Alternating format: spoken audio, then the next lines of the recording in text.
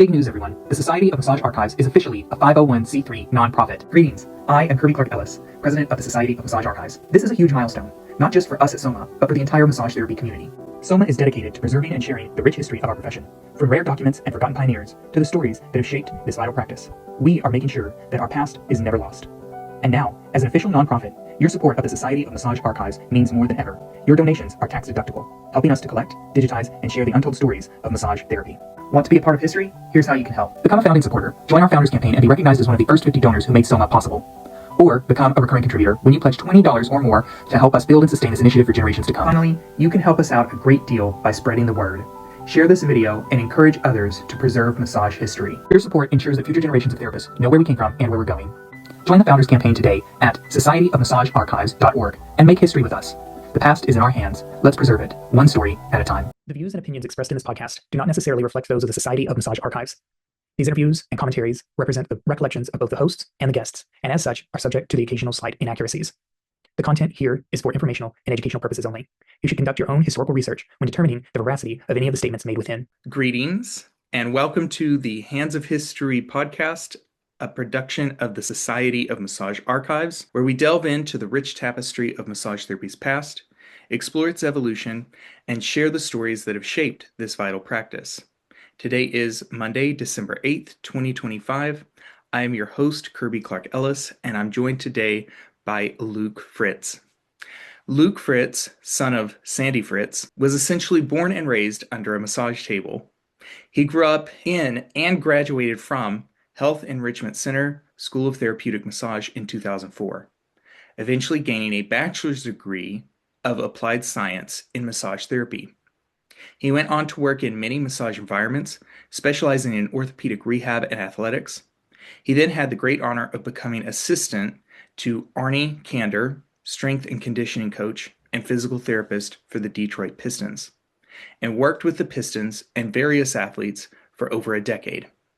He has since returned to teach at Health Enrichment Center, help open and operate a spa connected to the school, and co-author with Sandy Fritz, Mosby's Fundamental of Therapeutic Massage and Mosby's Essential Sciences for Therapeutic Massage. Welcome, Luke. Thank you very much. Well said. I know I gave you a few paragraphs there. No, that's perfect. That's just what we're looking for. Cool to be here. Yes, glad to have you here finally, closing out the year with the Fritzes. Yeah, coming on 2026, right? Exactly. The future is now. Let's start off. Take me back to the beginning. I love how you guys phrase it, that you kind of grew up under a massage table. I guess that's really you can't start any sooner than that with you, right, Luke? Absolutely not. As you had heard in Sandy's, so I can say mom or I can say Sandy, but for clarification, even in the classroom, I defer to just saying Sandy so people are a little bit clearer. But she found out she was actually pregnant with me when the school was coming into its first genesis. So that's always been a point of just, a little bit of comedy, but also a little bit of profundity in that with the school's evolution, I also was growing up. A lot of my formative memories are associated with being there and watching these different phases. So there was everything from, there was a barn adjacent to our house. It was an old farm, and that's where she first had a lot of her classes. And I have some strong memories. I was very little then, because that would be, phasing towards about 4, maybe 5. And then she had a moment because the barn burnt down. That's its own story. Nobody was hurt. Everything was good. But that was gone. There was a small period of having to do a little bit of classes out of the back of my father's veterinarian office, and then went to one plaza and then officially moved into the building where it's at now.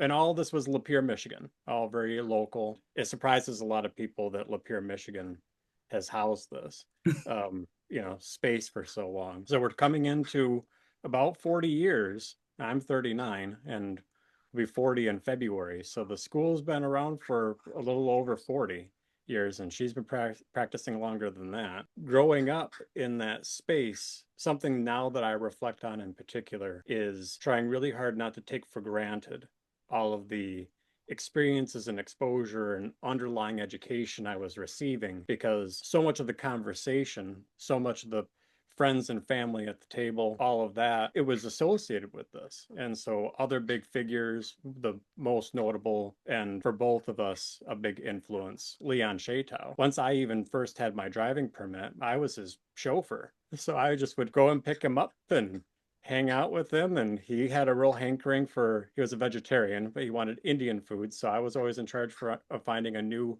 Indian food spot for us to go hang out. And I'm just hanging out with this guy because initially I was just told to.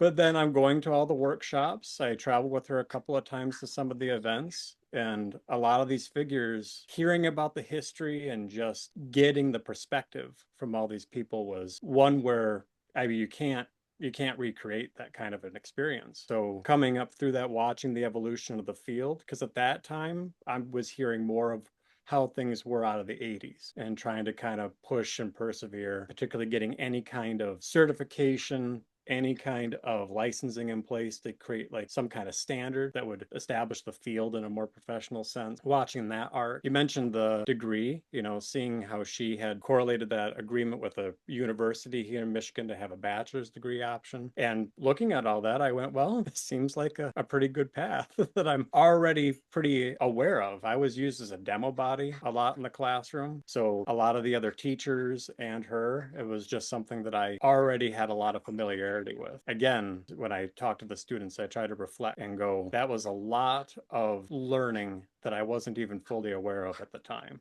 And that's a real gift that, again, try not to take for granted. For sure. I kind of imagine it just like being a sponge and just, you can't even help it, but you're absolutely soaking up everything that is surround you, the jargon, the people, the experiences. I'm wondering, Luke, if you're able to really sit, break down, and articulate, if you can, what that experience of growing up under a massage table, like what that felt like.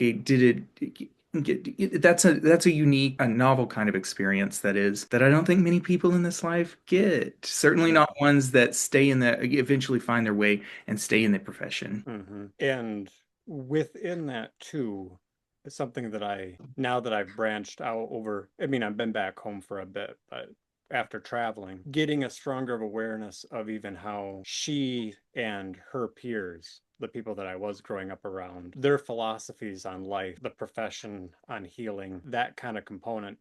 There's also that, because there's one thing to be said for like growing up in a space where it's, a massage environment, but it was bigger than that because as she had articulated, it was at that time very difficult to find education in this field. So she was seeking out a lot of people, and it wasn't just massage. I grew up with, it was everything from, various energy disciplines coming in, more of the body work kind of age of things, right?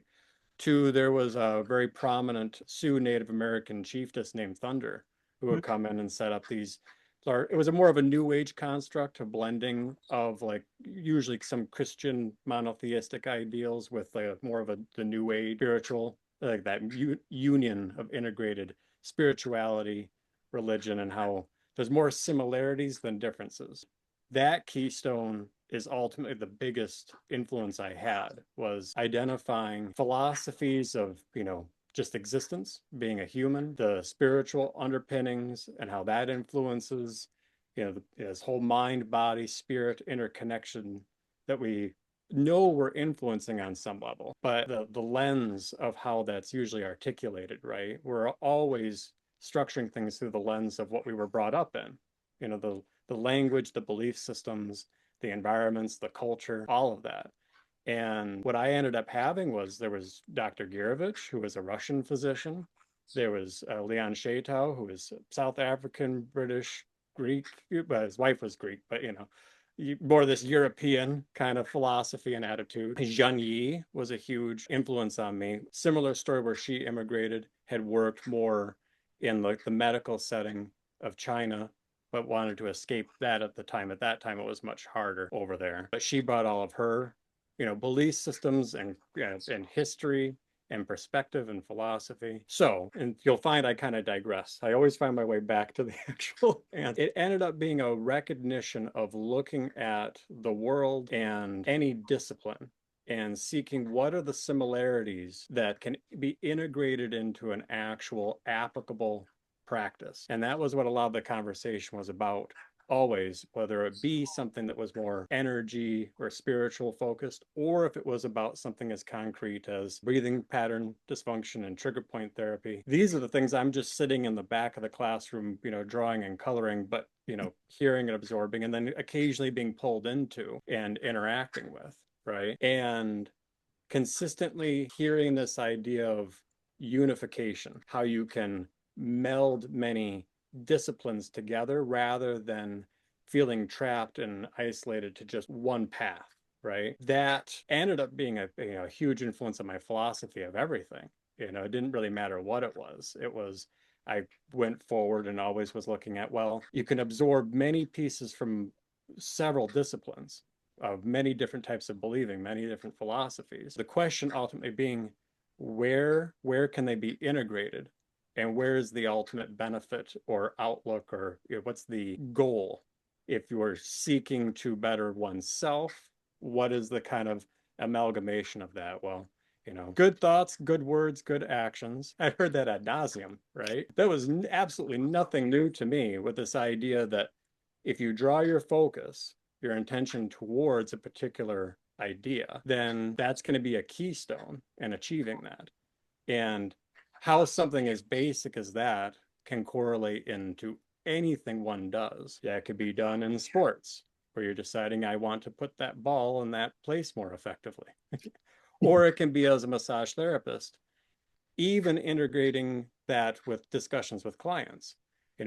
We know what is our goal, what is our outcome, and how can we help manifest this? So it just was really a place where I feel like the barriers of this idea of an us and them kind of philosophy didn't seem to exist for me.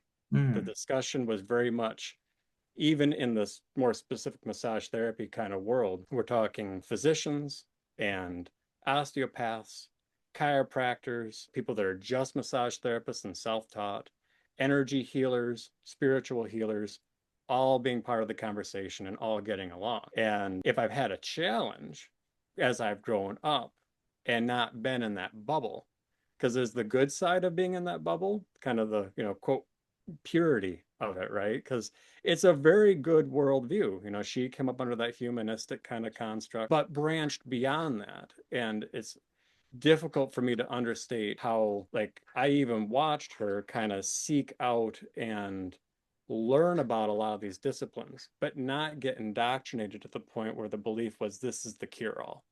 It was never the idea that one way is the only way. It was just another piece in the puzzle. It was another tool in the toolbox. That absorption lent itself to not being able to be easily indoctrinated, obviously. But it's hard to try to understate how great that is. But then going forward from that, how frustrating it sometimes has been in interfacing with the rest of not just massage, all manual therapy in humanity sometimes in general. Yeah. And go, well, why is it so divisive? Why is it so tribal? So there's the good side. And I mean, it's ultimately still good. But even in the classroom now, that's like an important point that I try to push is we're going to show and look at a lot of these concepts that have existed through the history. A big part of your focus is the preservation. It is the focus, right? Yeah. But in the midst of that, honoring it, but also recognizing how do we ultimately focus on the integration of it and how it can be applied towards, for us and the people we work with, actually achieving what we're trying to do. what's the goal here, right? No, it was. And then, hey, massage tables all in a row make for an amazing jungle gym. So it was a fantastic cushioned environment to just bounce off the walls. Not during class, but when everything was closed up, amazing spaces to be able to just go wild. I can only imagine. I don't mean to continue to harp on this, Luke, It but was great. I have a few questions. Again, because this is a very unique situation that I find it unique. Maybe I'm projecting on you, but I'm really interested in families. In Pete Wittridge's episode, he also talks about, his brother, I think, started massage therapy before him, but then like his mother ended up going to massage school. His mother-in-law, they even bought his wife as a massage therapist. But this direct lineage of, mother to son, I find particularly interesting. And I'm just wondering, like, what did you think of all this massage and body work? I mean, like, we all look up to our parents, I think, especially in our early childhood development, but I don't know. It's massage therapy is such a strange beast. I'm also wondering if like there were cultural influences in how you thought about all of this that was going on around you at the time. Certainly. Part of that would be because under the surface, it's a question of like what most people come into this, and this is something I've reflected on when you haven't grown up in even, let's say, like kind of a health care focused environment, right? And then you think to yourself, oh, chiropractic sounds pretty cool, or massage seems pretty cool, all of that. What you're usually left with is the most popularized kind of cultural definition, right? The one that's kind of showcased more in popular culture and all of that. And we know massage has had a tough time with sometimes like that, right? Yeah. And so don't get me wrong, especially coming into this as a teenager and all of that, there was like some hesitancy. And there is, of course, there is, especially as a teenager. Maybe I was certainly angsty and maybe not quite as always as knowing it was the right path, and that was more just family and me figuring myself out, right? But there was a bigger piece attached to all this too, which had to do with more the philosophy that the school had, which was elevating massage beyond just kind of a cookie cutter, and the benefits of relaxation, stress management, all of that, the idea of going into following a more of a culturally associated modality, that there's cool factors in all of that, right? But since I was around also these other figures, and particularly Shaitow, there was this perception that it's can be something much bigger. And now, in particular, the last discipline that thinks more systemically, more about the whole body, the whole person, right? And the time that we take with the person, and you don't have to be sick, right? But you can also be involved directly with all of this. For better or worse, with one of the things that changed for the school when licensure came into play. This is a small digression, but there had been some bad actors in schools prior to there being like, proper standards put in place Sure. regarding clinic hours. Students actually just charting and getting their actual hands-on hours during class. It'd be everything from just have a calendar, tell us what you did at home. It'll be fine, right? I'm sure you really practiced. Yeah. But Sandy, my mom, she had these clinic sites, not just at the school, but had gone through a lot of effort, and I'd watch these manifest of connecting with the VA hospital, hospice centers, and then, the cool factor was the Detroit Lions.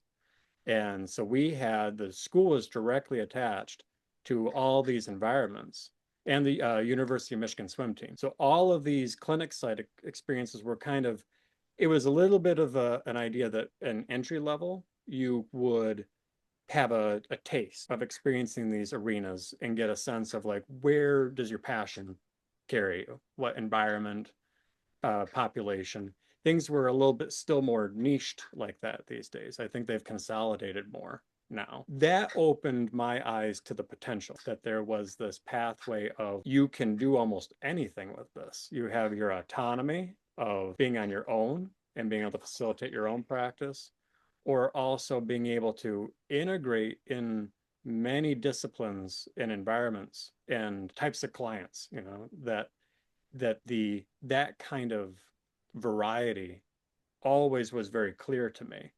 And to have that kind of autonomy and flexibility, it was hard when I looked at the options secondary to that. And at my core, I also have passions and like personal, like artistic stuff. So I've always valued having some of my own time to dabble in art, music, writing, all of that, right? So there was a little bit of a kind of a perception of how can I have something that one, I can integrate some of those. And now with teaching and developing my own attempts with like the YouTube channel, stuff like that, that's been a place for the creativity. But there was some of that of looking at it strategically, as well as at the time, the college degree pathway that she had fostered with Siena Heights. That sadly is going to be no more as one of that was a hard thing to hear. I That bet. one.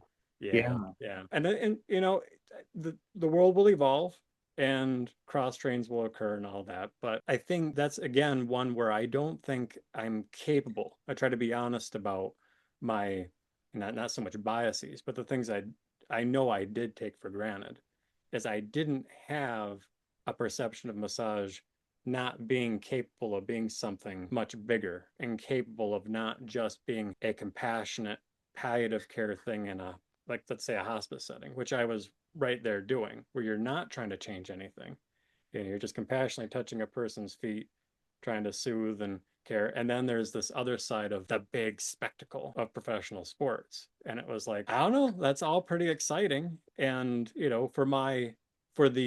my multi-interested brain, whether or not it's attention deficit or not, it boded well to kind of say, look, it's very unique to be in a space where there's something that has that kind of versatility. And I do think maybe there have been some big shifts, some maybe that would be arguably, everybody could say in hindsight that is a more ideal. But ultimately, I still have watched also the field make progressions. She was still fighting for just basic licensure or anything to happen. And that's finally feeling officially pretty formalized. Yeah, looking at it and having that sense of how much let alone all the adjunct stuff, right? Because I think I did have that idea too, that, well, I could start with this and go and do another thing. There could be osteopathy, there could be physical therapy, there could be chiropractic. The interesting thing is, after a long journey being involved with all of those practitioners, I ended up looking at it and going, you know what? I think I do my best. Or not that I wasn't pulled to do that, to get pulled into going further in the traditional medical kind of idea, but even went more full circle and started looking more retrospectively at what massage can do that other disciplines can't. I went, there is an enormous amount of power and strength there, especially in the time and the totality that we spend with people, that I ended up becoming very empowered by, and recognizing the potential for, and keep trying to push that one, to be very clear with people that, and I did it too. There's a certain point where you get kind of your foundation. And I had that a little bit early on, because I just been in it since forever, right? I was, again, a demo body from one. I mean, she even had me working on her a lot of times. This is a little bit of a jump, but I mean, she'd lay down on the floor and just have me, stand and step on places, not full on like both feet, just walking around, but principles that you would teach in Thai massage. And things that I ended up learning more directly from Janie. Someone's on the floor. And what do? Well, I can use my feet. I could use my shins. I could still, use my palms and my forearms. But she would lay there. I would, apply pressure in the places where she wanted me to. And then she'd mobilize, and we'd go from there. There was everything from, she had her heart surgery, and I was, the one kind of caretaking and all that. And there was a lot of just recognition, even in that, of, oh, I can do this. Like, I get it. So going into the education of it, I already kind of had that foundation. And I did look at all of the other principles, the muscle energy stuff, the system specific approaches, and kind of got entangled in that and absorbed in that. But as you come back through, the recognition is, well, what's probably the biggest thing that helps? It's the soup. It's the little bit of everything. It's the working on the entire body. It's making sure that aspects that are, you may have a symptom here, but there's a lot of other pieces that might be involved. And that ended up being what made me stand out and end up being, especially in the sports world, be successful. It wasn't going in and showcasing some fancy technique. It was being able to articulate and demonstrate the benefit of something more systemic and, homeostasis kind of associated, right? And again, it was just, it's hard to not recognize when people come into it without that background, how much confusion there is. And that was coming out from that and having made the decisions I did and be like, yeah, this is how massage is, right? It's this integrated idea where all the modalities and like even body mechanics and all that kind of stuff was completely just the norm for me. I hadn't seen or really recognized anything different. And so then I get out there for real and I go, whoa, all right. I did have a very unique perspective, not even just for this healing kind of idea, but even for massage.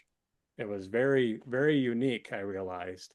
And when I was interfacing with all the various athletic trainers, strength coaches, physical therapists, chiropractors, fellow massage therapists across the country, a little bit the world, it was quite the eye opener of how grateful I am and I should be. For sure. Let me ask you, Luke, you've shared a few memories here. Correct me if I've got my math wrong, but if you started in 2004, does that put you at around 18 years old? Yeah, 17, 18. Yeah. Yeah. Okay. So basically at the time there was an accelerated entry level program. Okay. And when I had made the decision I was going to do this, I had progressed through high school pretty quickly, so I didn't have a full set of classes at the end. So I had time in my senior year to go, but I couldn't officially start without my diploma. Sure. But the decision was, and I mean, I was always a good test taker and stuff like that, but I was a teenager, so I also slacked a little bit sometimes. So it ended up being very good for me that I kind of took the entry level course twice Ah, because I started when I was 17, but then we couldn't really get me going on the books officially until I had the diploma. And then I basically did the entry level again. And then there were two advanced, now we just have it in like a workshop program. But there used to be at that time two continuing education full on diploma associated programs. It was advanced practitioner and master bodywork, which pretty much would facilitate advanced practitioner would get people ready for national certification. ah, It would involve a lot of your deep release, more targeted, intervention focused, stuff you really had to have a foundation of the anatomy for. Then master body work would be a place where you kind of would be an assistant to an instructor, or you would go and focus on a particular environment, those clinic sites. So I went through all of that. And then, yeah, so I was 17, 18 starting. So it's been over 20 years I've been doing this. yeah. Congratulations, and also happy early birthday. Thank you. Let's see. I'm glad that you worked in a little bit of explanation of those different diploma pathways we had, because I was definitely curious. That's part of what has changed. That was tied in a little bit with Sienna Heights too. Ah, Some stuff had changed. So she had developed these, core curriculums, and some of it ended up being attached to making sure it would, that we had to chart like work experience and stuff like that. At that time, Sienna Heights, when it was only with Health Enrichment Center, you could right. actually get more credits to the college by going through these additional programs. And Okay. then it changed when board certification occurred. And then they just took that.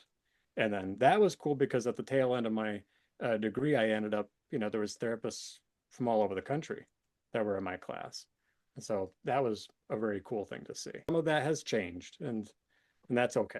Let me ask you this, and this might be my last childhood question, or was it always you thought you would eventually, at least take the program, become, get your massage license, or were there other things that you envisioned yourself doing as a career or a profession? At the time, I wasn't set. It certainly was in mind. I mean, yeah, as soon as I started, the perception was the legacy idea, right? Whether or not, and this is still to the point like now, do I want to be quite as involved as she is? And the answer is no.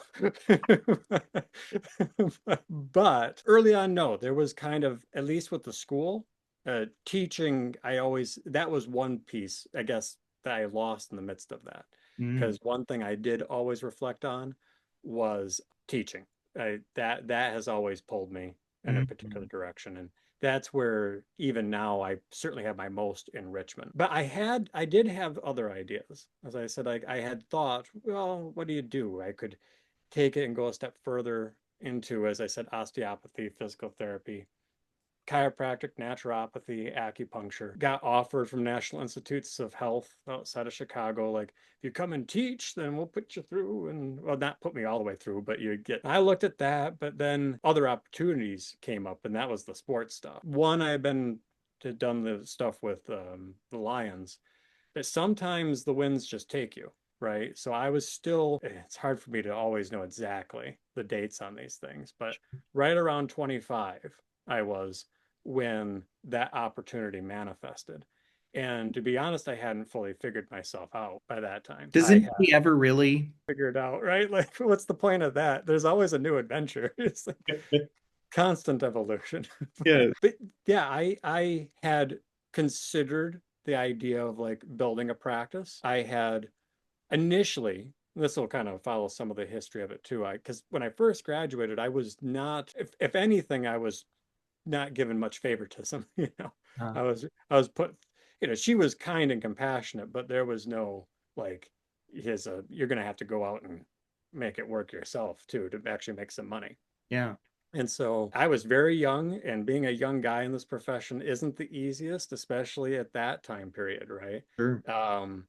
And so I dabbled in, a bunch of like gig jobs, trying to like, there's like a spa here, a fitness center here, a chiropractor here. None of the places were really doing a good job of like knowing how to develop it. So I got to see kind of that was a little bit disillusioning in some portions where it was, the fitness center and then this high-end spa, both of which were kind of confused as to what they wanted to be.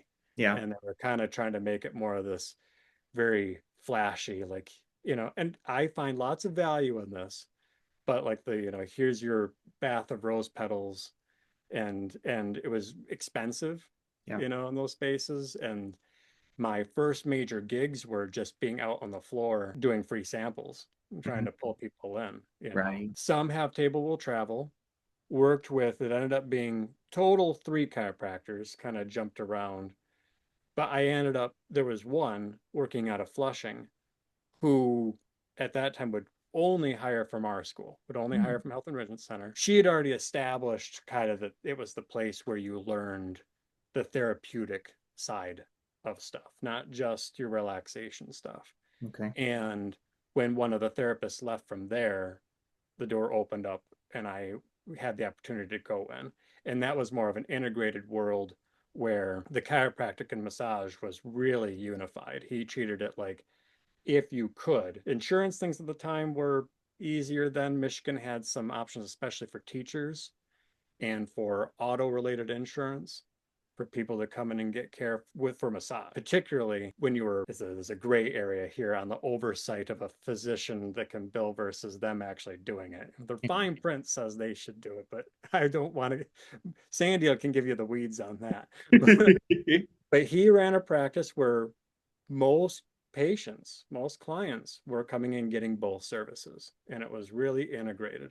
Hmm. And one, I learned a ton from him and the other chiropractors that worked there. There was 3 of them there. And then all of the fellow therapists, a couple of them were my teachers as well as mom from the school. And so I looked at that practice and went, oh, there's a way to kind of manifest to do something there.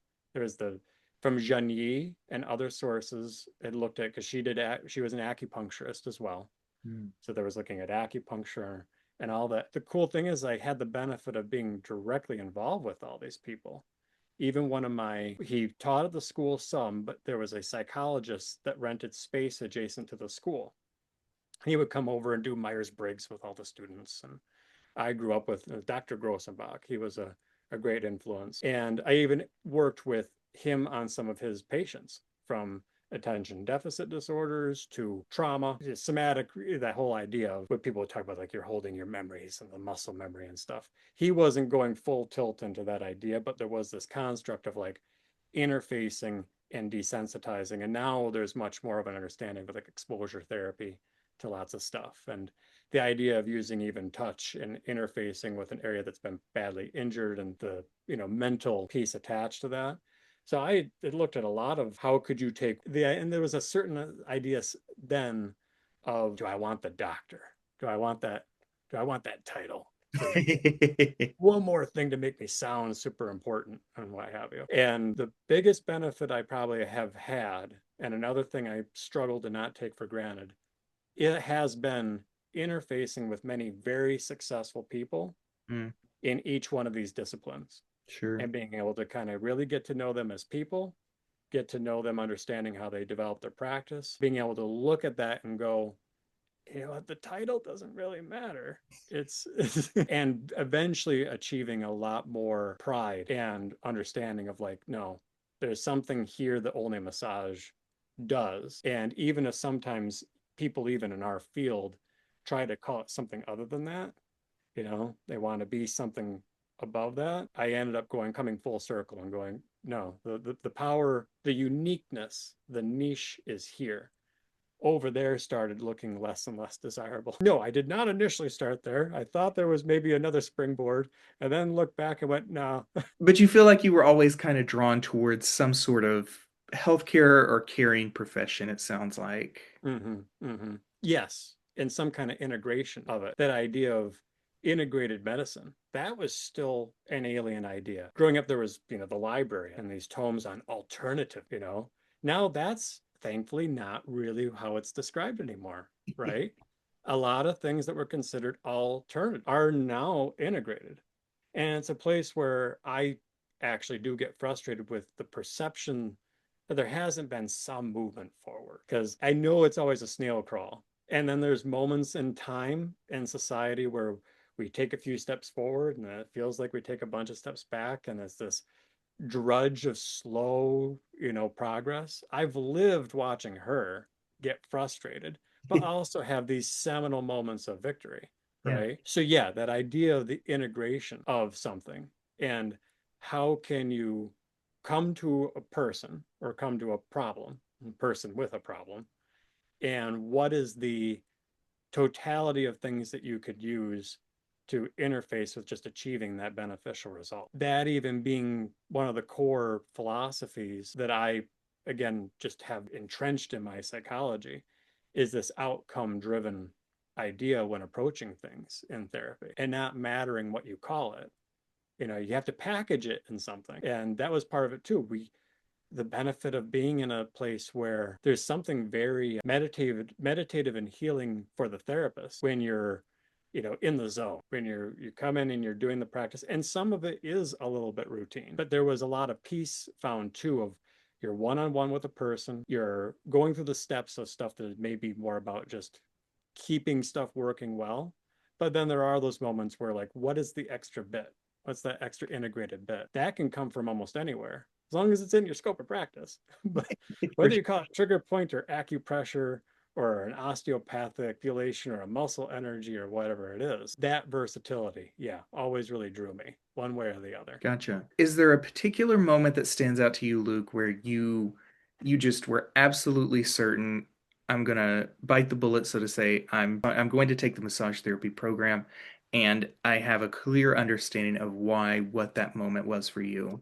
That's a profound good question. It kind of occurred more over time. If there's a specific moment, to be honest, I think it will actually happen beyond graduation, Mm. because there was a certain element of just being as young as I was, looking at things a little bit pragmatically, to be perfectly honest. You know, there was a little bit of this is a place where you can get a good foothold, and either it can be the thing or it's a pathway to other things. That pragmatic side is what started it. The decision and recognition of, oh, this is the path, happened more when I was finally kind of finding my place of, I still have, this would be a clear moment of finally looking on the schedule and seeing that all the clients were prior clients. And starting to get into this place, because this is something I try really hard, but you can't. You can't really prepare an entry-level person coming into this. But when being able to phase into more of the long-term treatment plan and progressing with people through something, that started becoming really cool to me. You know, I had a couple experiences specifically with that while working. One thing she did, Sandy, for my education was threw me some difficult clients. Ah. So, and one was one where there was some really, she was a challenging, it was a good, she was an intense personality.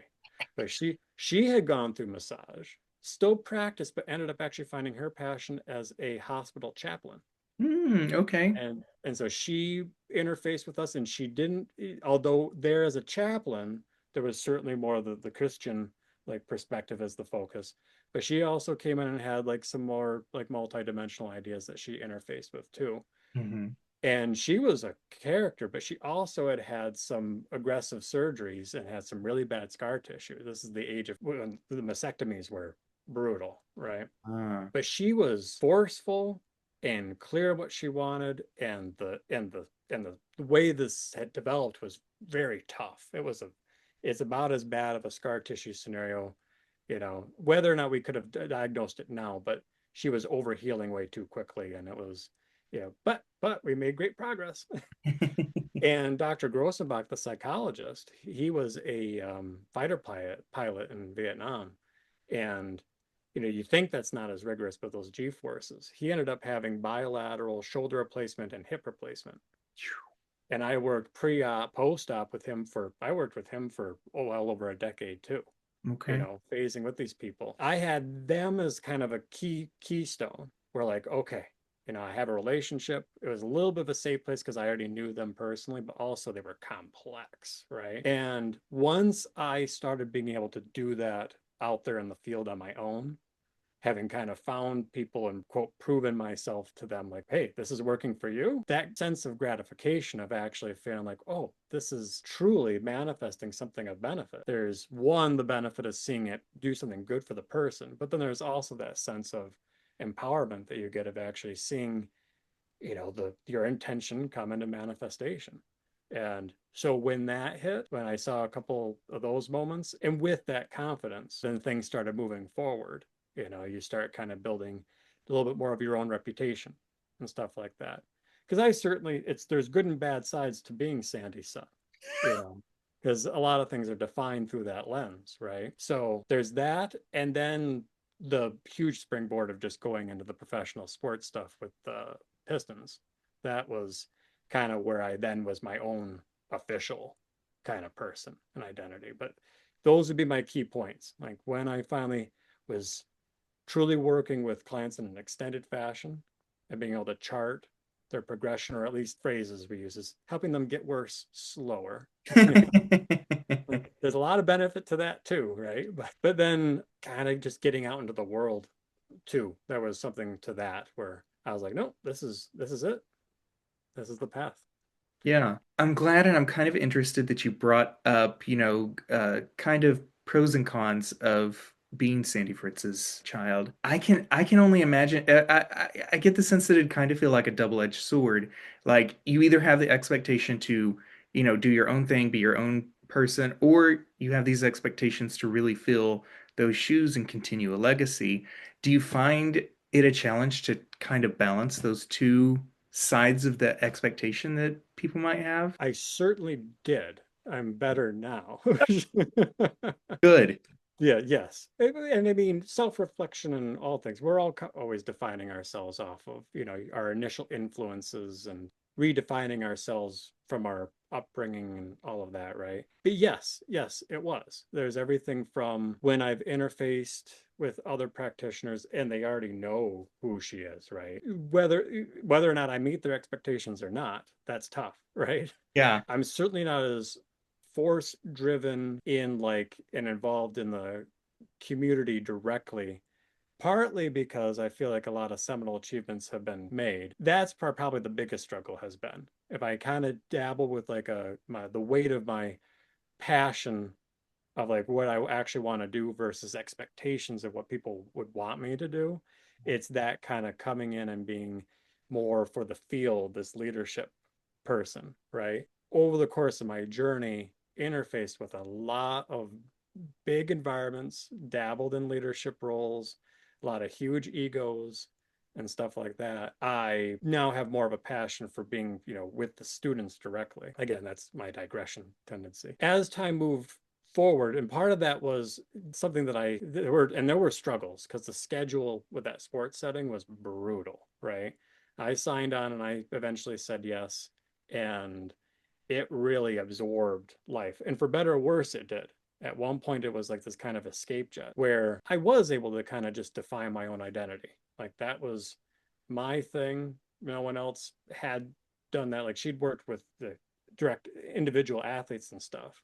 but being particularly part of the team specific and being a coach's assistant and going through all of that and the versatility of that. Because there, I wasn't just massage. I was helping run the weight room, core exercises, the whole rehab room, and making peanut butter and jelly sandwiches and smoothies, going and shopping for socks, as well as coming back and doing, massage either there at the facility or on the road, you know, out in the court doing all of that through that means. And there was stuff that happened in our family too, that kind of, like all families, you either bind closer together or you pull, and we thankfully bind it closer together. Because even my sister and my cousin now work at the school. Okay.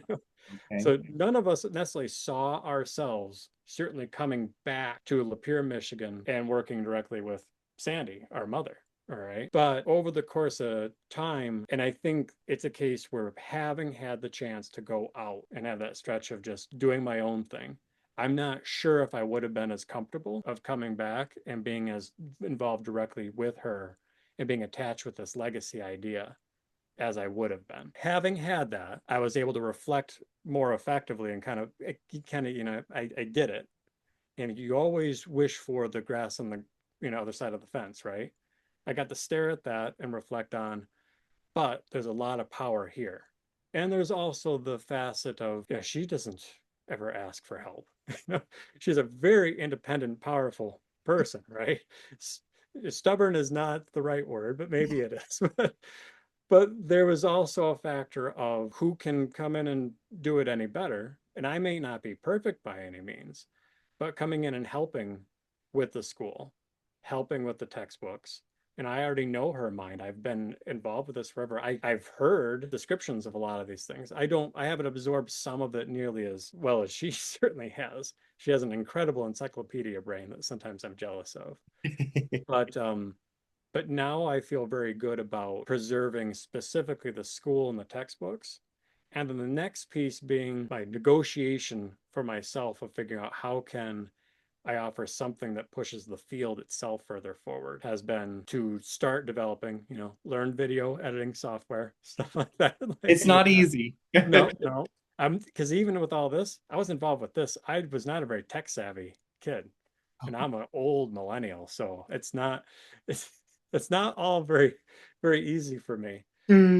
But preserving that. So like I can take credit for this, a lot of the old footage that she had done, edited it and, made sure there was captions and stuff in place and got that put out there in the digital atmosphere. And the YouTube channel still needs work. And I'm committed to going the best thing I can think. Because when I went out and I was doing workshops and working with other therapists in the field, and even now when we have people come from other environments, either other schools, other states, I'm sick of showing the same thing and having their minds blown. I've watched her show a lot of the same things again and again that for me and in our world are kind of like very status quo. It's like this information still hasn't proliferated, and it's foundational things like ergonomics, body mechanics, being able to apply a stable, sustained compression effectively, using a forearm. I mean, it's real basic stuff. And I'm like, you know what? Because here's an example. My sister was like, well, if you're going to put it out there, you got to charge for it. I went, no, I don't.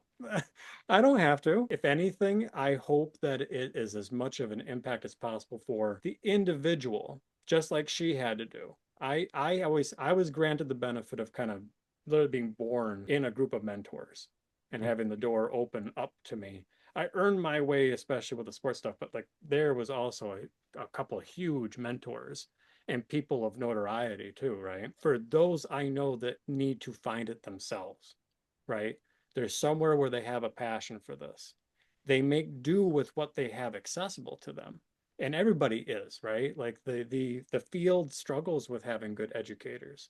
The field struggles with knowing what information to officially pick and choose, integrate beyond ELAP and the licensing exams. Like it's kind of still a little bit of the Wild West sometimes with how curriculums are really developed and how to give individual students pathways to kind of find their way, not just a cookie cutter approach mimicking a person. And I grew up around enough gurus to not want to be a guru, I thought to myself, boy, I could pull off guru if I wanted to. But I have a disdain for kind of the taking advantage and indoctrinating a person.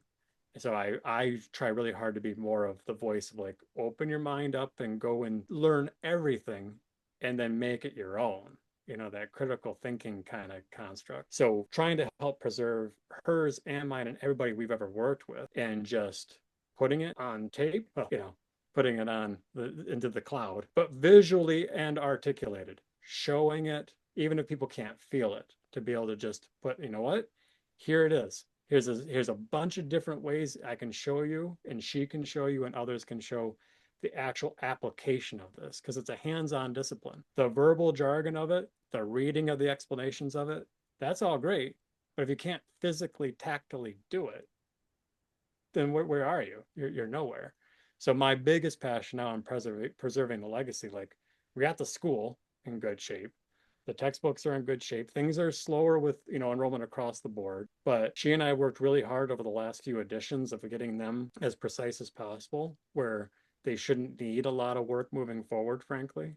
We're at a point of scientific discovery where there's not a whole lot new for us to kind of recognize the mechanisms, right? There's some new things, but I think we understand the foundations of the mysteries we were lost in the 80s, right? The next pieces with that have turned into my passion for holding the legacy and showing kind of the partnership of us isn't just that. It's also trying to take everything she has had, get it presented and preserved, as you're trying to do, right? Preserving the history.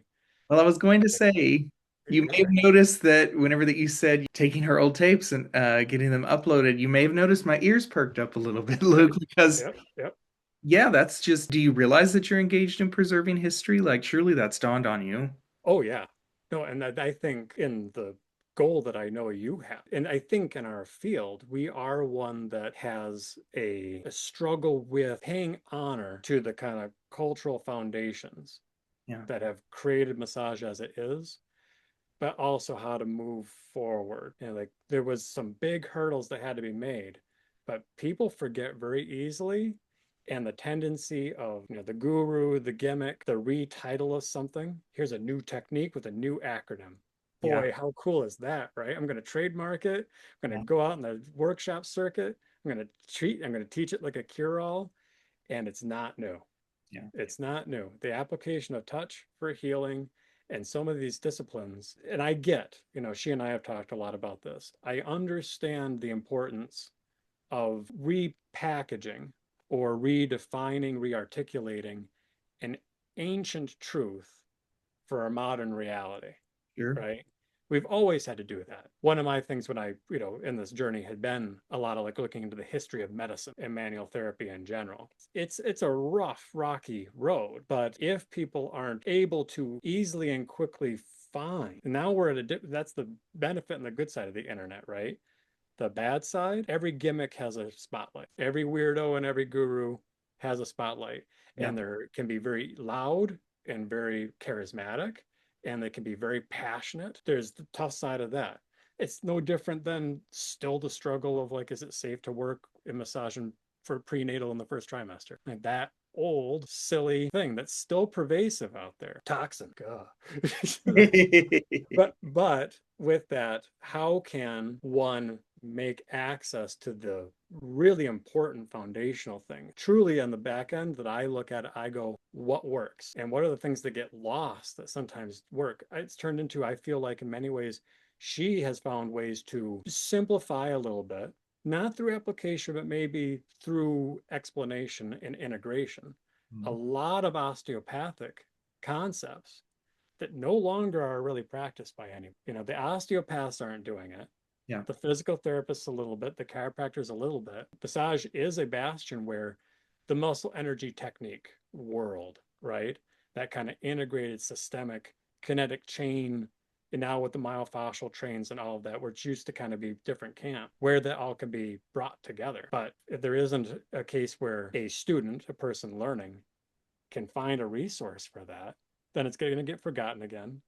And somebody's going to show up, and not always the new version created is the better one. Sure. That's the thing that gets me. A lot of times I'm like, I don't know. I think I saw a better version of that. It might have been a while ago, and sadly, it might not have been preserved.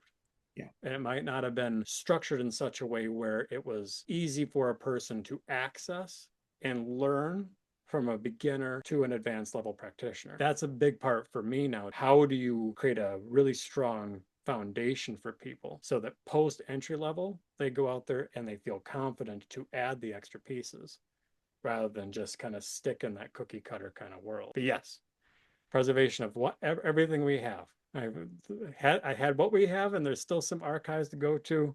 That would take getting into VHS transfer tape territory, but there's potential there. And then there's also going to be moving forward, sitting down more directly with her and being like, let's really dissect this. Here's going to be the verbal piece, explanation, and now both of us, let's show it and let's do it in either long or smaller clips to make it digestible.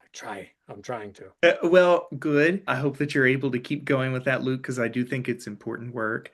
I'm just really excited about that there's VHS tapes out there Yeah. because I love physical media. I'm a bad millennial myself. I love physical media, not particularly adept at technology either. So And uh, well, I'm with you. it doesn't escape my recognition that at the time that you're kind of starting into, at least in a professional way, making your way through massage therapy and ending your education, that it's kind of, it's the second Bush administration. It's post 9/11 world. You're coming up, you're not quite there, but kind of close into it. I'm not sure if we're really feeling the effects though, that economic recession and like the your Michigan, so like the auto industry crisis. I'm wondering if when you got into the market, if it felt like a particularly hopeful also luckily massage therapy was kind of enjoying a really big renaissance from the 90s and early 2000s. So I'm wondering if you can speak with any of that and run with that. It's hard to understate. I mean, we know, but it's hard to understate what the late 90s, early 2000s was like. Compared, I look at the movie The Matrix and I'm like, yeah, it's a 1999. It felt very optimistic, right? And it was the movement forward, the sense of doors opening up and the research and just everything. And there were enough figures that had been kind of shouting into the void and finally getting she was one, but she even admits like more of an amalgamizer than anything. But with that was a big mover. Mhm. But other figures, Barnes, whoever it is, like, because there was controversy with myofascial, whatever, and being able to define what it is and the push of official integration. And I think that was a big part of it too. Like, yeah, you saw these places starting to open where it was a fully integrated idea, where like in this healthcare center, particularly oncology is a good example of that, right? Where it'd be yoga and meditation here, massage, it was all unified. So yes, however, it was also that place where there was a kind of an unknown variable as to where you were going to go. Because like from the educational standpoint, we were still set up a lot with like just how to just do it yourself. Maybe rent a space somewhere, and that was suggested, and that's kind of more or less what I was doing with the chiropractor in the end. There's always that weird independent contractor to act. Are you really? She'll give you all of that. I've heard it too much, and I don't. I don't but everybody should hear it if they don't understand it. And it drives me crazy.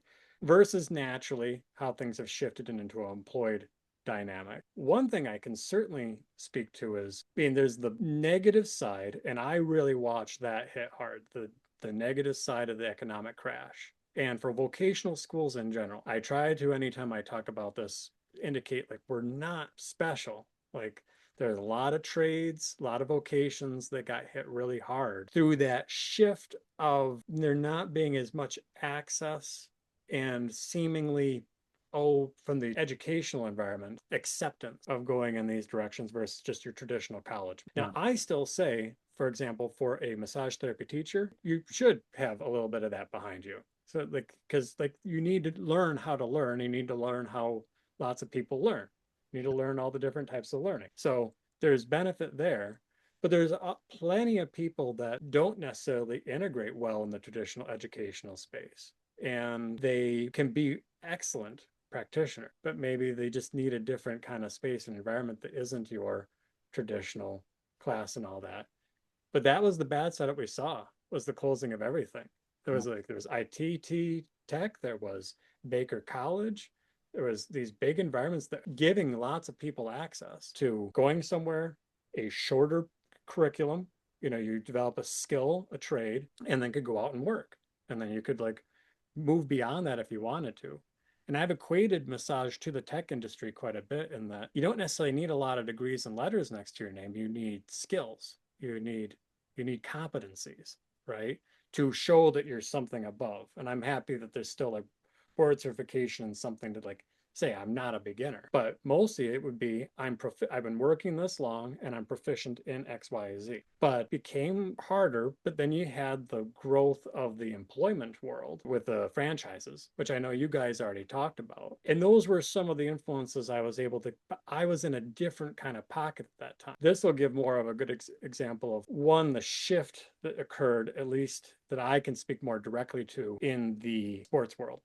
Okay. In that when my journey into the sports started was right there in the economic crisis. And it also happened when the team owner had passed and his wife was wanting to sell the team. And they were really tightening the purse strings. They had cut a ton of ancillary personnel. That environment, you would think they go no holds barred with the budget, right? And they do not. The athletes and the coaches might get a chunk, but the rest of the staff, like they're on, they have their accountants and they have their budget and they're really trying to make things work. Because you'd be amazed, we have food for everyone on the road, etc. The expenses. But Arnie Kander, and even athletic training is an example of this. Like they didn't have licensing until I think the late 90s. It was its own weird thing. Every profession has had to have these stepping stones. Arnie Kander was one of the very first, if not the first, physical therapist directly hired into the team. And that happened through initially direct interface with the athletes. And then it was them, it was Isaiah Thomas that pulled him in and was like, I want you here. And it was kind of more like, you're my person. But then it phased into, oh, we could have an actual physical therapist on the team. What a novel idea for professional sports to have a physical therapist that understands these principles. But when I came in, and initially that was just like with the budget, he was looking for just free interns. And I was just supposed to be, you do this for free for a year, and then you'll go kind of prep the next batch of people. And every year would be a free internship kind of cycle. But you'd have the credential, you interned for a professional sports team. Cool. Good job at you. And there were other interns involved from other disciplines. Like there was strength and conditioning, athletic training, physical therapy interns. They had turned to because they weren't willing to pay for an actual assistant for him anymore. Long story short on that one, I ended up being the one that, in the truth, if I ever have something to say with how do you get into places, one is it's hard to beat showing up places and working for free. Yeah. Look at you and go, okay, so donating your time. If you really want to be somewhere, donate your time and get there. Show up on time, be positive, and help with everything. Be happy, be helpful. I was one of the very few like massage therapist to actually be directly part of the team, not just somebody that was outsourced and brought in occasionally. And where at one point it was pretty much three of us, because there was Abdenauer, the athletic trainer as well. But it was pretty much just three of us running the ship for the most part. It was this from the weight room to the court rehab stuff to the athletic training place. It was just the three of us. Wow. Now there's like 10. There'll be 2 strength coaches. There's 2 physical therapists. There's at least 2 more, usually more like 3 or 4 athletic trainers. Most of the athletic trainers are getting certified in massage. Even one of the strength coaches actually came through our program and got certified. So this amalgamation happened kind of as I was watching it. The foundations were there. The integration of physical therapy. Most teams were bringing massage in, but how well it was directly integrated depended on your region. Like Arizona, with it, one of the best integrated environments possible. Colorado, with it. San Francisco, with it. Other places, yeah. You get an athletic trainer and you're hurt, boo-hoo for you.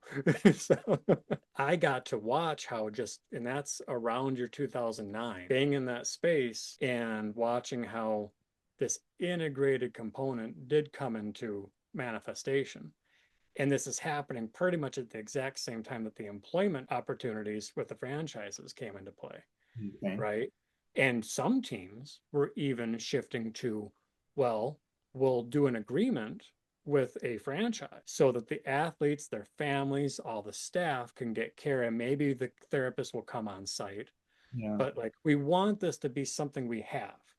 And so Massage Green, for example, was that for the Detroit Tigers. There was a strong relationship between Ollie, who had started this, and the owners of the Tigers, the Illiches. That's how I even got to know about them in the first place. And it was a case for like this integration, this popularization. And I know that the community has had a hard time with kind of the ups and downs of what that is, right?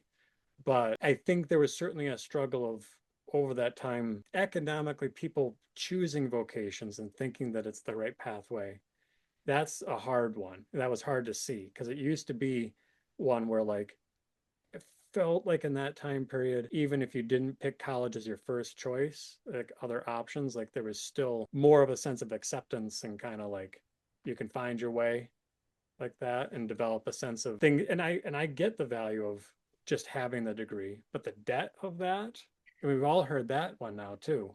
There is a bit of a vacuum now that still persists for a lot of vocations and trades where like, and I think that'll come, that just has to follow, I believe, its own, just like it boomed in the 90s. Like we kind of are still managing. I think we're coming a bit more out of it. So it doesn't feel quite as doom and gloom as like 2011. Like that post period of 2008 was hard for everyone. Yeah. The other thing that had happened on a very good side, but it's slightly bad too, is that everybody wants to integrate massage. I mean, every chiropractor in our area constantly is contacting us and trying to find quality therapists. Any kind of health and wellness center is starting to integrate, and it can be, maybe they call it a spa. And I think we're thankfully finally getting past that point in the public consciousness of thinking of the spa as just a vacation place. Yeah. That now, and they've done a better job. It's been bit by bit, and it's not perfect, right, of branding themselves more for health and wellness and not luxury. Yeah. They really have they have pushed that needle, and that is something to take to heart. It has turned into, this is about health and health maintenance, pain management, all this kind of stuff, stress management, relaxation. All these components, I think, are more in the public sphere and talked about in a spa space. Yeah.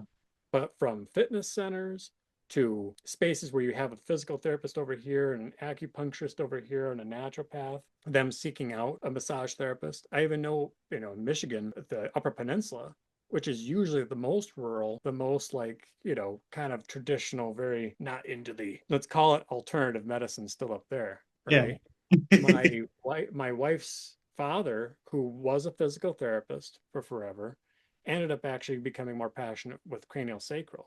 And now he and an acupuncturist, that was he had a hard time kind of figuring out, how am I going to make this work? I want to do craniosacral in the UP. Like, a bit of a journey. It was a lot of like, go donate your time. But he and an acupuncturist up there are doing very, very well. And it's the integration of these things, right? The acupuncturist found out that he was doing that and was like, oh, absolutely. Without even offering, like, you'll get a great rate on rent. I want you here, kind of a thing. But now I feel like in so many disciplines and environments, they're desperate for massage therapists. And they're especially desperate for massage therapists to understand therapeutic outcomes. They cannot find them. Sure. Yeah. And I hope that needle helps over time, the amplification of like the public and the healthcare and sports. I mean, sports really is just an integrated healthcare world. That's all it is. But that they're seeking for good massage therapists pulls people more back into that direction. And I think we're starting to see it bit by bit.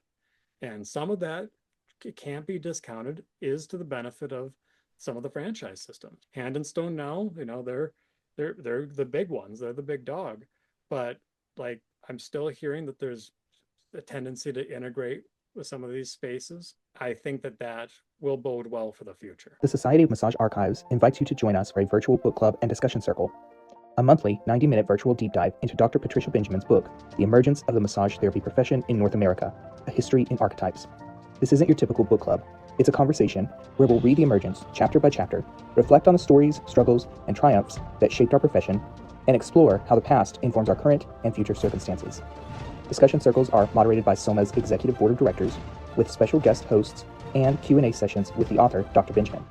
Registrants will receive access to the ebook format courtesy of Sutherland Chan School of Massage in Toronto, Ontario, Canada. Virtual meetings will be held on the second Monday of each month at 6:30 p.m. Eastern, 5:30 p.m. Central, 4:30 p.m. Mountain, and 3:30 p.m. Pacific.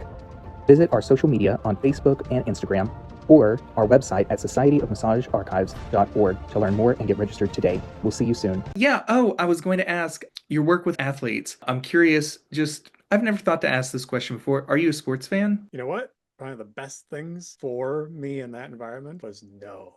I was going to say, you're talking about it in a very just clinical, treatment forward kind of thought. So, And I get asked, I mean, it is kind of the claim to fame, and it was. I cannot begin to overemphasize how crazy of a gift that was. But part of it was I came into it without any expectations, right?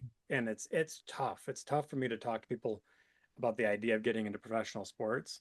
It's so niche, and don't get me wrong, the nepotism and everything, it's there a little bit, like I not only did I have her as kind of, it wasn't specifically her, but Arnie knew her because she had worked with some of the athletes, but he knew the school. So he just reached out to the school, like, you got somebody to donate to me?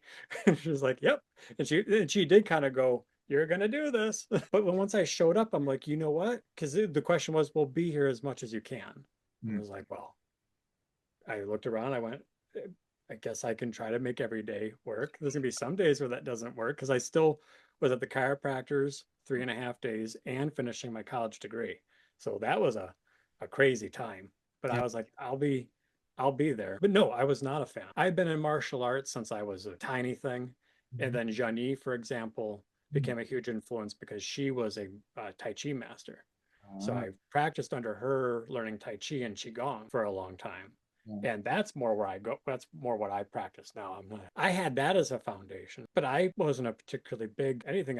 She had been involved with sports stuff, but I'm an artsy fartsy, bookworm. Like, that's my world. It ended up surprisingly being enormous to my benefit because I came in and I honestly didn't know who most of them were. I didn't know, and I didn't care.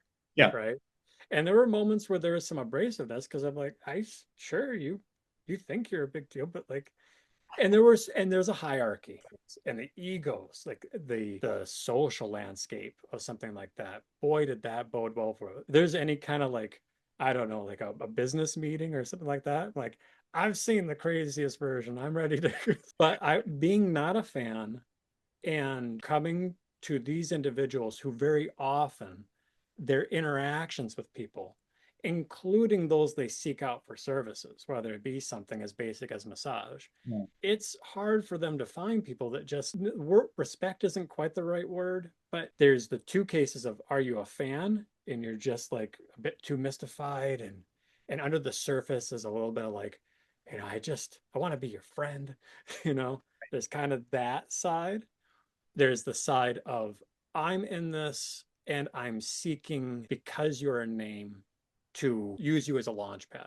Yeah. Like, I'm going to build my reputation out the fact that I'm this person's attaché. Like, that's right. Or are you my way in to something bigger? Sure. Right. I had the rare benefit because it was in all honesty, one of the things that did away with some of the other interns. And they were good, but they had ulterior motives. They wanted in on the team. They wanted in on this. And I'm like, I'm here to just absorb.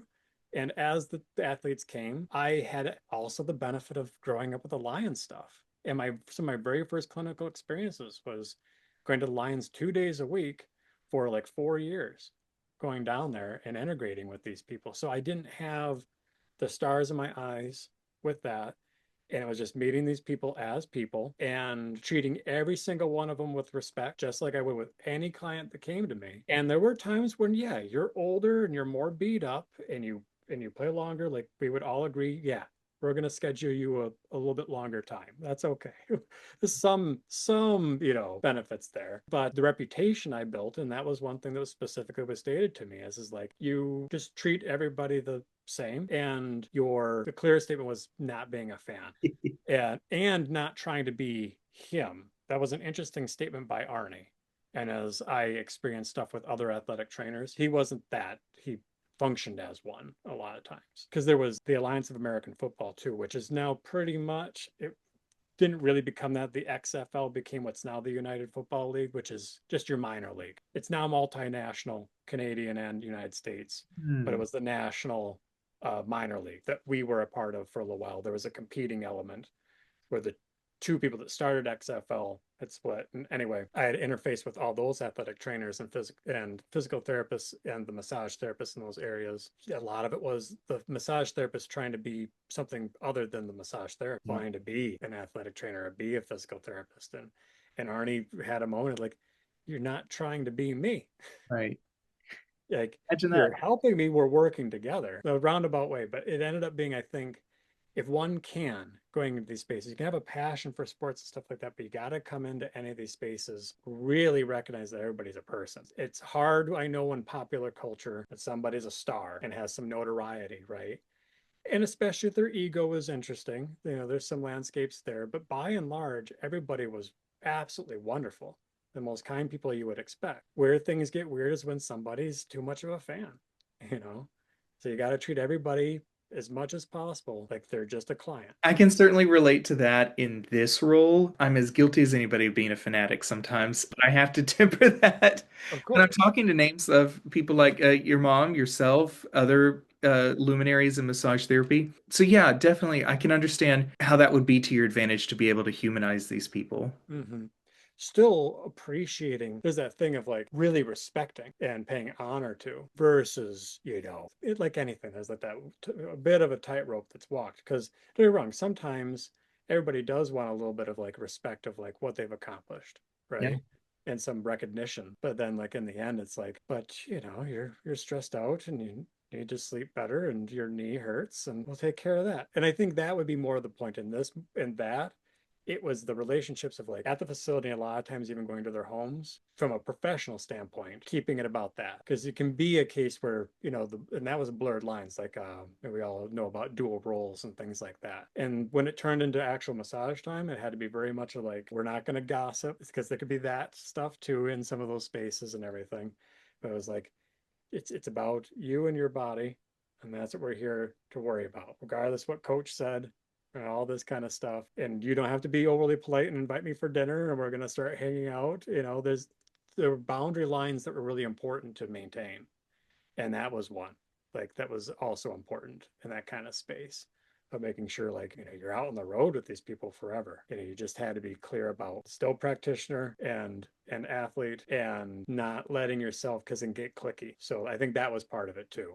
Is like, you can't be in any space so enamored or get tribal where it starts causing contention. You can't interface with everybody else equally because you start absorbing one other person's perspective and philosophy on it, right? You mentioned the Alliance for American Football. I'm wondering, I think my first part of this question is your work with sports and athletes, is that strictly just one type of sports, or were you working with other kind of athletes too? And then just talk to me a little bit more about being the co-director of massage therapy for the Alliance. Absolutely. With the athletics, from the clinical side of things, had exposure to, the swimmers, not as much. That one I didn't have as much exposure to. But there was baseball, there was a professional golfer that she and I both worked with. There's the baseball guys. Like anything, that's one of the challenges of like, how do you develop a practice that becomes specialized? It takes one, and it's always a word of mouth industry. Even in that professional sports model, like, it turned into, I would get calls from all kinds of other places, or other teams and stuff. Hey, anybody in our area?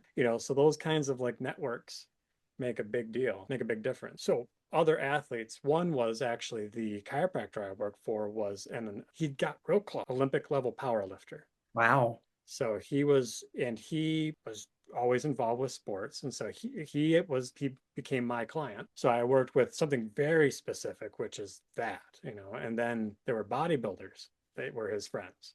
So there was this power lifter and then bodybuilders, and then not quite the same thing as athletics, but then attached to that became these yoga teachers that came in. It was all that, dancers, a figure skater. Yeah.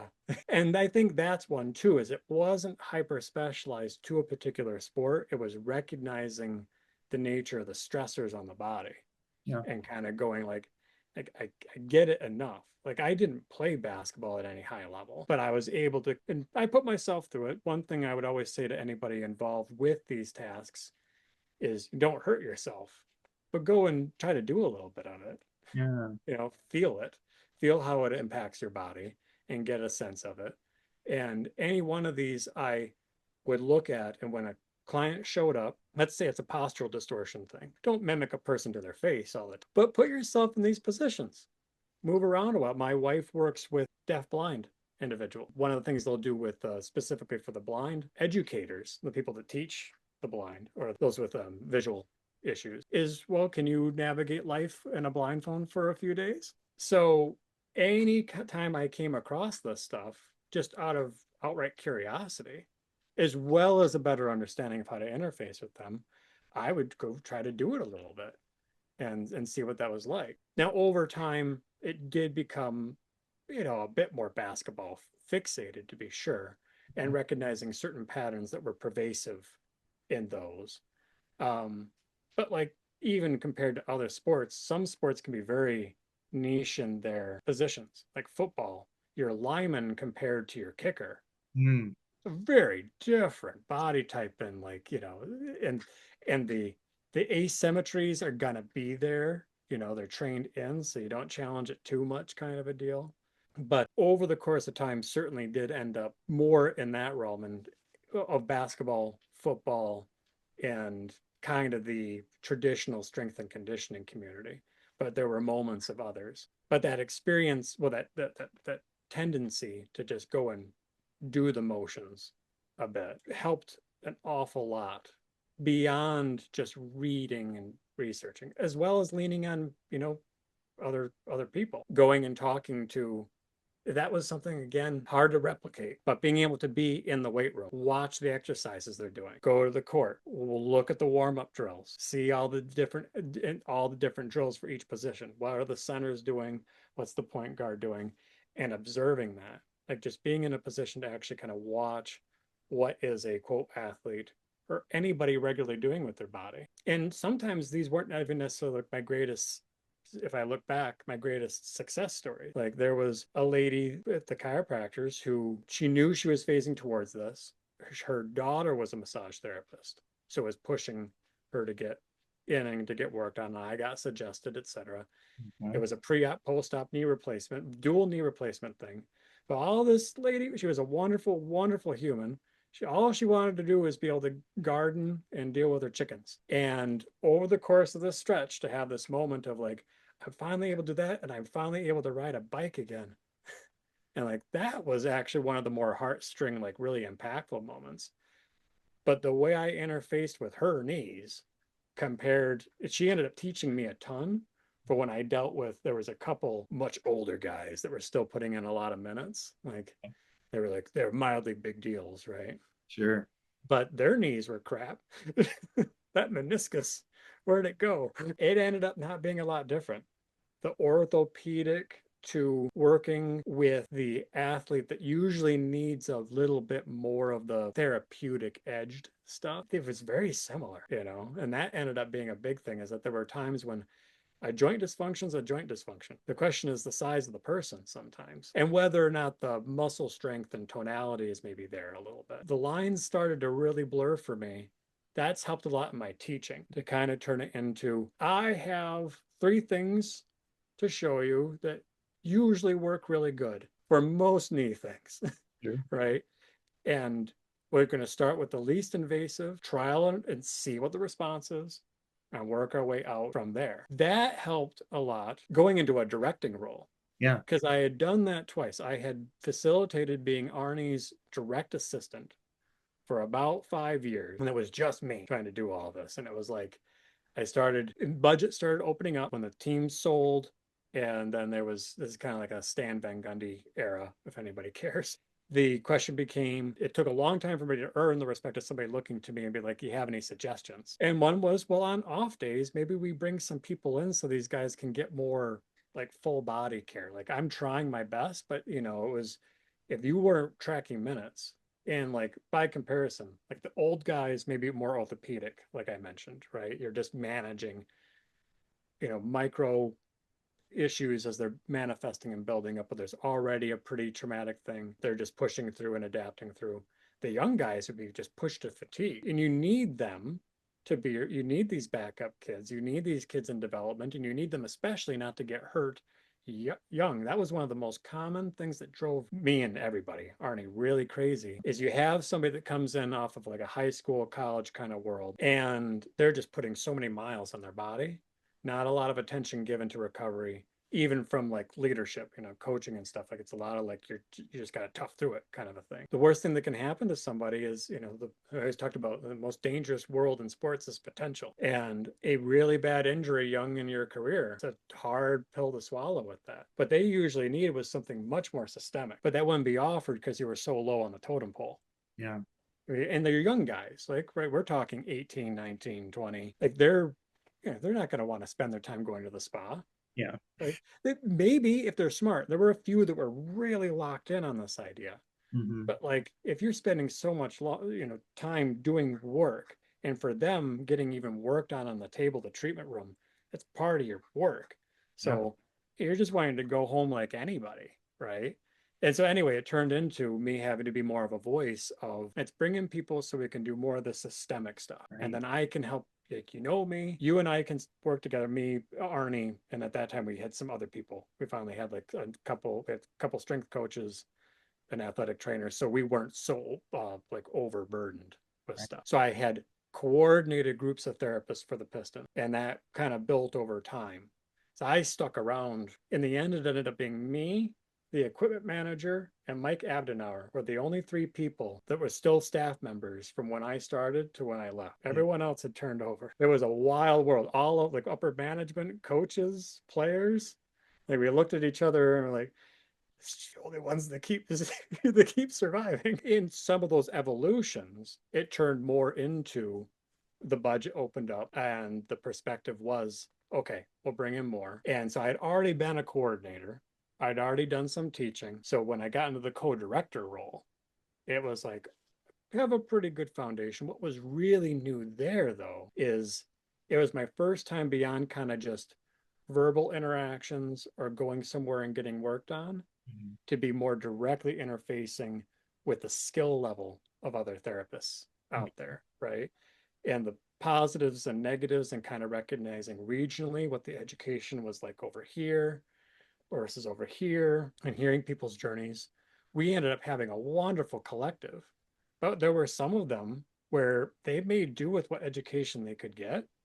And then the only way they made themselves, quote, great was entirely by themselves, right?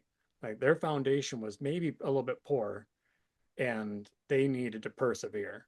And just like, Sandy's talked about, people being their own teacher. Yeah. And teachers setting up students to become their own teachers. Huge. But interfacing with that collective, because it was 8 teams. So it was, you had to find a head therapist for each team, and then they were going to have a batch of therapists underneath of them. Interfacing with them and trying to create some homogeny of what our discipline's going to be. And then beyond that, how are they going to take that and dispense it?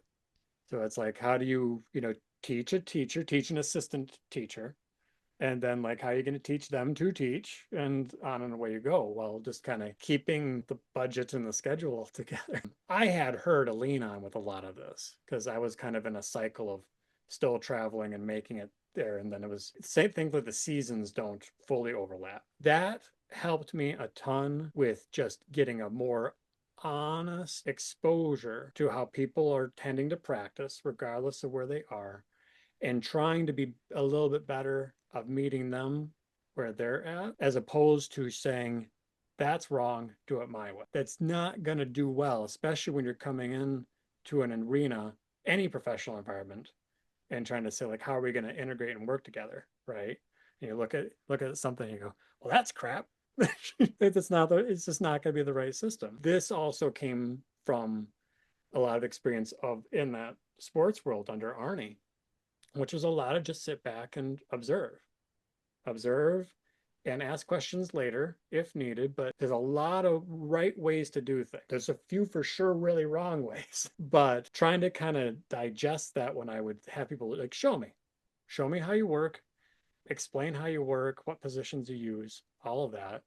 And through that, okay, I'm going to take that, I'm going to digest it, and I'm going to try to figure out what's something that's going to work best for all of us. And a few basic things came into play, which was like, and forevermore, it keeps coming back to this: better ergonomics. How do you use your environment better? The table height, for crying out loud, bolstering, effective bolstering, different positions beyond prone and supine, especially beyond prone, particularly depending on what client base you're talking about.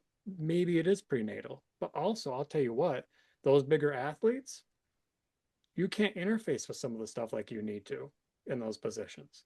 And so the only way I could work on some of those giants was getting them on their sides. It was the only way I was going to be able to get to the structures effectively, like hamstring attachments or whatever it is, right? And so it turned into that. All right, we're going to revisit sideline. For everybody, it was a brand new thing to have to come back to.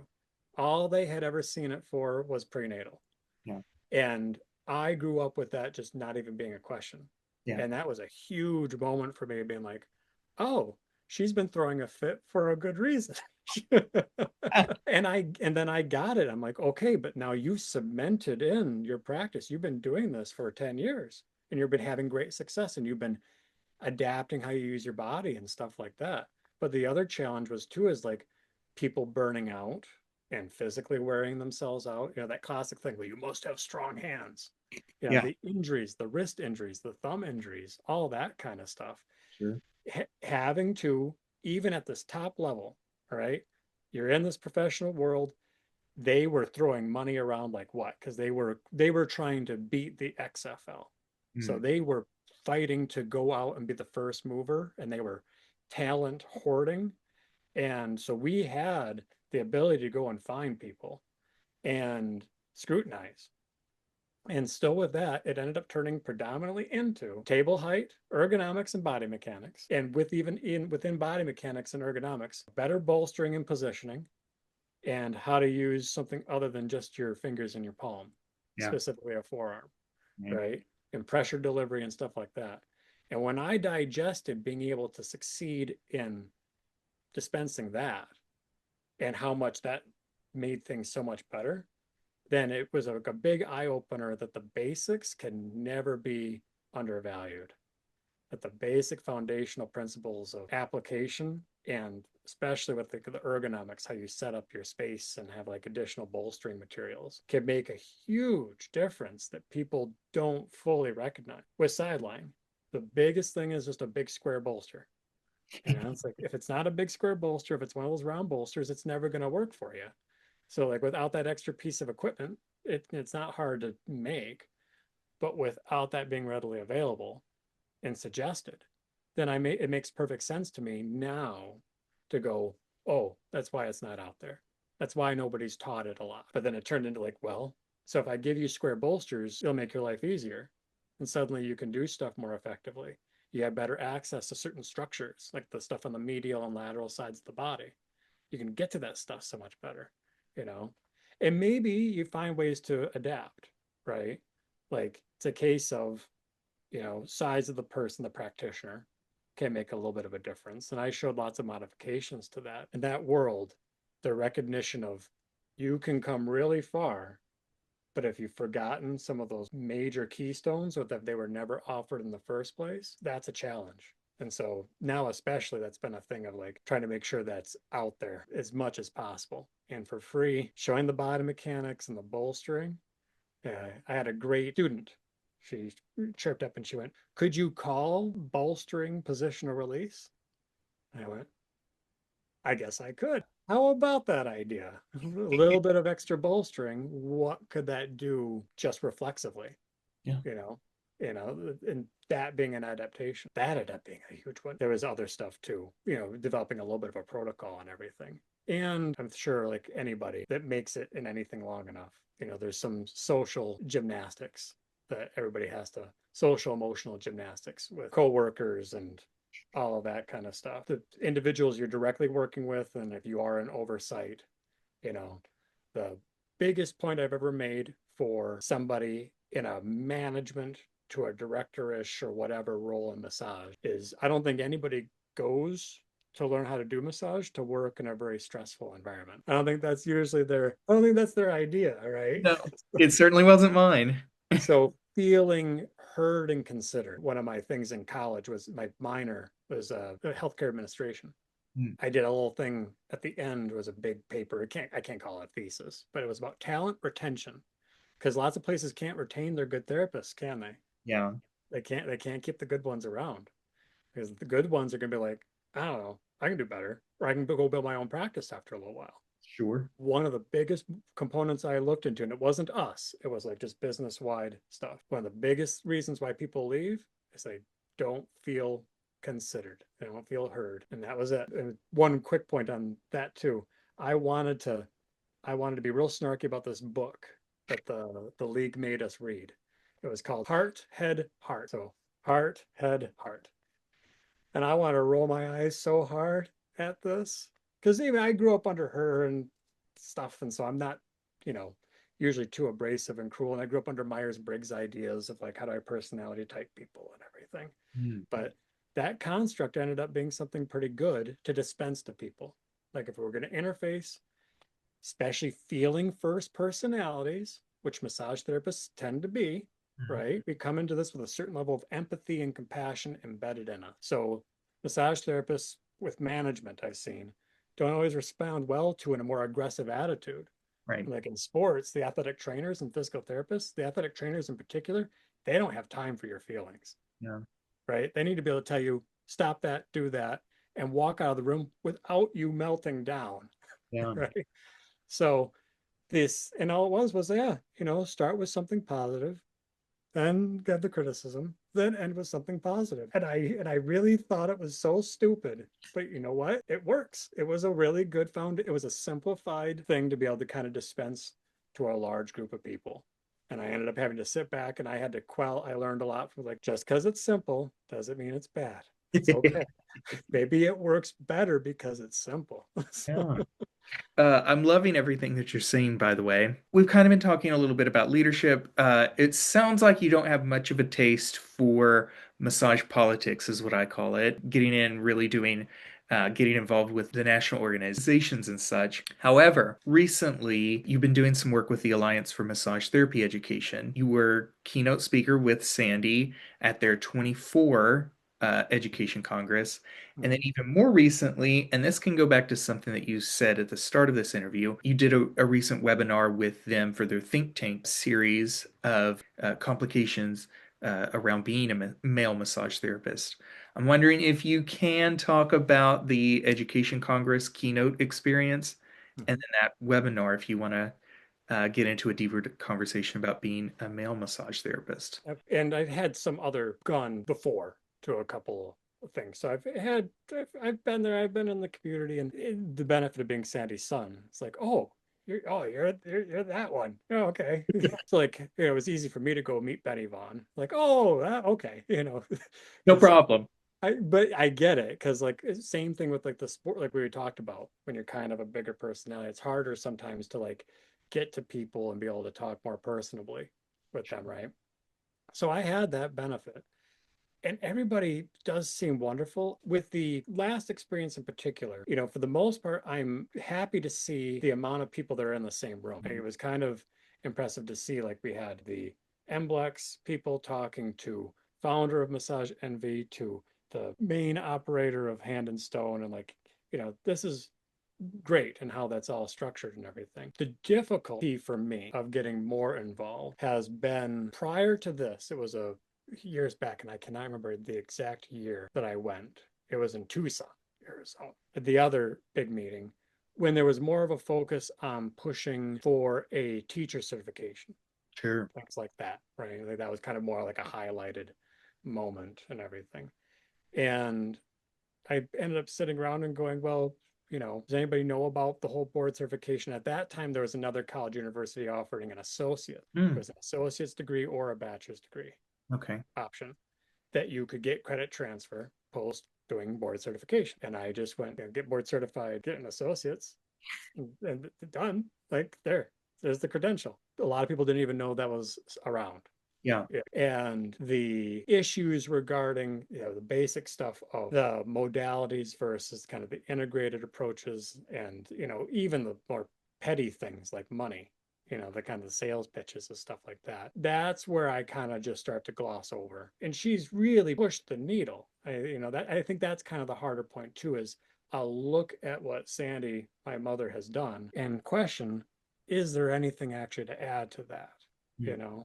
Like, I want to maintain it. I want the voice to stay out there on some level. But is there anything more that needs to be said with the kind of the realistic expectations for entry-level students when they get out there? And when I see somebody maybe given a platform who is speaking to the idea of, we can get away with charging more without doing full body work. We can get away with charging more for doing less. We can start like relabeling things and get a little fancy and gimmicky.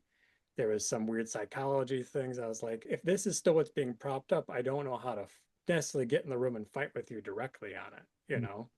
My best perception personally is to try to get to the student directly, because I understand that it's hard. I understand that the educational environment is tough. You have a school. She and I had the benefit now. We're like, we know each other, we trust each other. I've grown up under this. So me being the primary instructor, she still teaches a lot too. But we had struggles when I was gone and there was some assistant teachers, and like, are you sticking with the book? Or are you just showing the way you do it?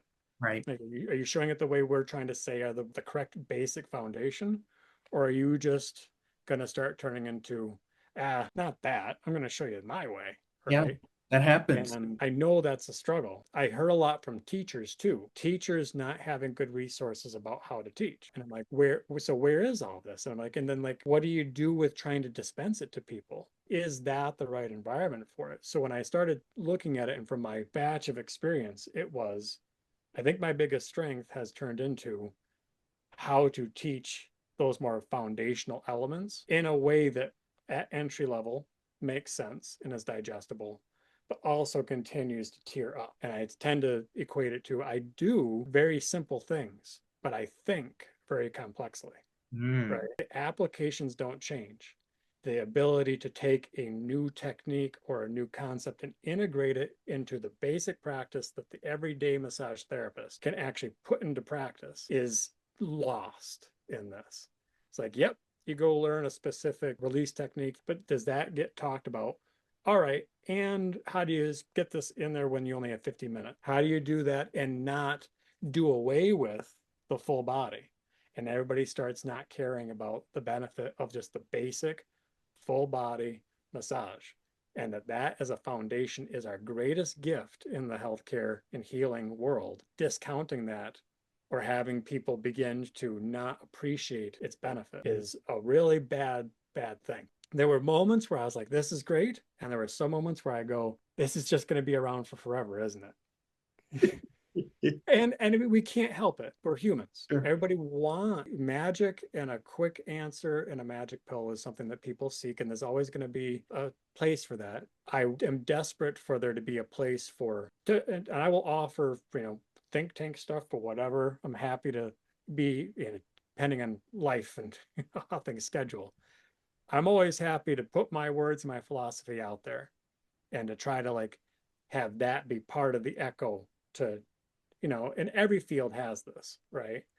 But I do want the voice to continue to be like the basics, the full body, the ergonomics, body mechanics, the thinking of how can you integrate it into something that people out there are actually going to be able to use regularly with clients in a real clinical kind of situation. Like, that has to be a huge focus, not just something fancy and fix it. So I have declared as much as possible, like, and I still have work to do, to just put resources out there that are not just for students, but for teachers. And be like, this is the best way I know of. And I have other teachers that we work with, like assistant teachers, like, they've taught me better ways of teaching. They've taught me better ways of like how to describe it or how to demonstrate it. I desperately want to just have that be out there so that the students and the individual teachers, as well as the people higher up, I hope that the people higher up look at it too. But we're all guilty of maybe at a certain point going, is there a lot for me to learn anymore? So Yes, I think the answer is yes, without a Yeah, doubt. Yes, but right, that's my right. bias. Yes. No, no, we all get conditioned to that. But I think one thing, if I had a statement to make, is I swing back and forth. I'm a realist, but I fight really hard to be an optimist. That's my positive intention, thing. And I am not a fan of, even when we're talking about like the difficulty of being a male therapist in this industry, Hmm. right? I get it. Don't get me wrong. It was tough sometimes. 18 and like we still had to on the spot when we got things up and running. Sandy wanting to be more like hard cut and being like, no, when people call, like we don't necessarily need to voice whether or not, like, do you have a preference, female versus male therapist? And she's like, we should be past that, right? We should. Like humanity should be past lots of things. Right. But we're not. We're tribal, strange creatures, and that's the nature of the beast a little bit. So I've tried to be a little bit of a voice of, I'm not trying to succumb to it, but a little bit of a reality check of like, let's not catastrophize. There's no point in looking at something just because it's hard or non-optimal and making it out to be something that's just like the most negative thing possible. So yes, it is harder for male therapists, but I teach as ubiquitously as possible for like all people that the way you navigate around a table, the way you interface before a session, these like very basic foundational things, I'm convinced are what did it. Because like being young and like, but I was brought up also with like professionalism, like you are in scrubs and the draping protocols were like over and above. Like we initially teach like a draping protocol that has two flat sheets and a fitted sheet. And then I show even like a towel and stuff like that Yeah. to basically prove to a point like you want to really maintain modesty and like here's an option. The Mhm. real world though, no, most places don't want to deal with linen. So like it's two sheets. And then I've shown, well, at least get the extra towel. This extra towel strategically can help you do things. So like sideline, for example, one reason people don't use it, it's tough to drape, especially sometimes like around the chest, if you're getting the arm out over the sheet and all of that. Like it scares people. Yeah. And if you don't do it enough, then you're going to not be confident. And a not confident touch isn't a good touch. Like that even reads wrong, right? There's a lot of like just looking at the challenges that exist and going, we don't necessarily have to fight to say it's wrong and it shouldn't be there. And that's that. There's a Mhm. little bit of like, some of this is going to be a perpetuating. I would like the idea that it evolves to the point that everybody could come into a healthcare space and not care what gender their therapist is. Right. I desperately want that to be our world. It's not gonna happen overnight, if ever. Yeah. you know, it could be related to a religious perspective, where some religions like, no, there's a very clear sense that you cannot be touched by another person, that they're not this or that, right? And it's just like it's not going away. And if I'm going to set people up to get out there and actually make money so they can feel successful and build confidence and feel good about what they do, I think that's underpins some of the struggles for beginning therapists to be able to go out there and feel confident and have competencies so that they can feel like they're doing something other than just a basic routine, or coming into spaces and being told by a lead therapist, like, we don't do it that way. It's just this. Like, you follow this pattern and that's that kind of a deal, right? These are all tough challenges that persist. Mhm. And discrepancies of management not being massage therapists and trying to tell massage therapists what to do. And they have no idea what it's like to try to manage time management with a client that like is probably going through a really hard time and sometimes gets a little too chatty, and watching out with dual roles and transference issues and all of it. Seeing those challenges, recognizing them, but kind of I try to get more in the position of where is the place where we can say, yep, that's there. What is a strategy that works for everyone? It's silly for me to say, here's a strategy for a male therapist and here's a strategy for a female therapist. That's silly. Like, I don't necessarily want to have to create those divisions either. I need to create realistic expectations and occasionally have a conversation of being like, yeah, and maybe in this area, it'll make more sense for you to work maybe a little more over the sheet and not worry about always having to drape the area. Maybe it's not necessary. If it's not scar tissue, we can do compression plus joint movement, and that'll probably be enough. And after you develop a relationship with a client, you move on from there. But you can't always have a person be like, you should do it this way. And it's their very first session. It's a person coming in. They've never had a massage before. It's the first time meeting you. Trying to just manage those expectations for people and trying really hard for me to remember what it's like to be back there. Yeah. Right. Of being that nervous, just started working in a place. All my clients are brand new. I know how to do a basic massage, but I can't remember everything. Could I maybe articulate exactly, like it's a lot of that didn't fully solidify until I was teaching it, right? If I'm perfectly honest. So one other thing, if I could say to the community Please. in this that I'm hoping to clarify is I think with all of this, the middle road is the hardest one to see. And it seems to be the most uncomfortable for people. Yeah. They're really happier being more on this extreme side or this extreme side of things, right? One of our greatest strengths is our versatility. People can come into this profession, get employed quite readily. They have options of employment, and whether it be self-employed or, over here, more of a healthcare sector or at a spa, these options are open. More people are finding the spa and using it, and you'll find your clients. They'll be athletes, they'll be geriatric, they'll be orthopedic, they'll be just relaxation. They'll all find you there maybe, right? But trying to push the field too far one way or the other. Anybody out there trying to be like, the restrictions are too much and the test sucks and we're over it and we don't want to be that anymore. That's not going to work, right? You're going to lose the respect and all the work that's been put into this. Right. And we do not need to be a college degree, right? The entry-level practitioner does not. Some of the best hands-on practitioners would have probably not been comfortable or willing or wanted to ever be involved with going through that process. Like I did it, but that was to prove that it was a credential for teaching and the textbooks. That was my basic, big thing. But to practice, you don't need it, right? You need experience and you need competency that can be done through a lot of self-education. The idea that it needs to be anything bigger than like a year program, I don't think it should be much less than that. I think 6 months tends to be too little. But to make it bigger and more crazy and complex than that is also unnecessary. Like there's a middle ground where it is a vocation, does really well. And it serves people being able to get into a healthcare allied field and to get out there and start working and helping people and feel good about what they're doing. You got to not discount that and honor it as a vocational kind of like constructed idea.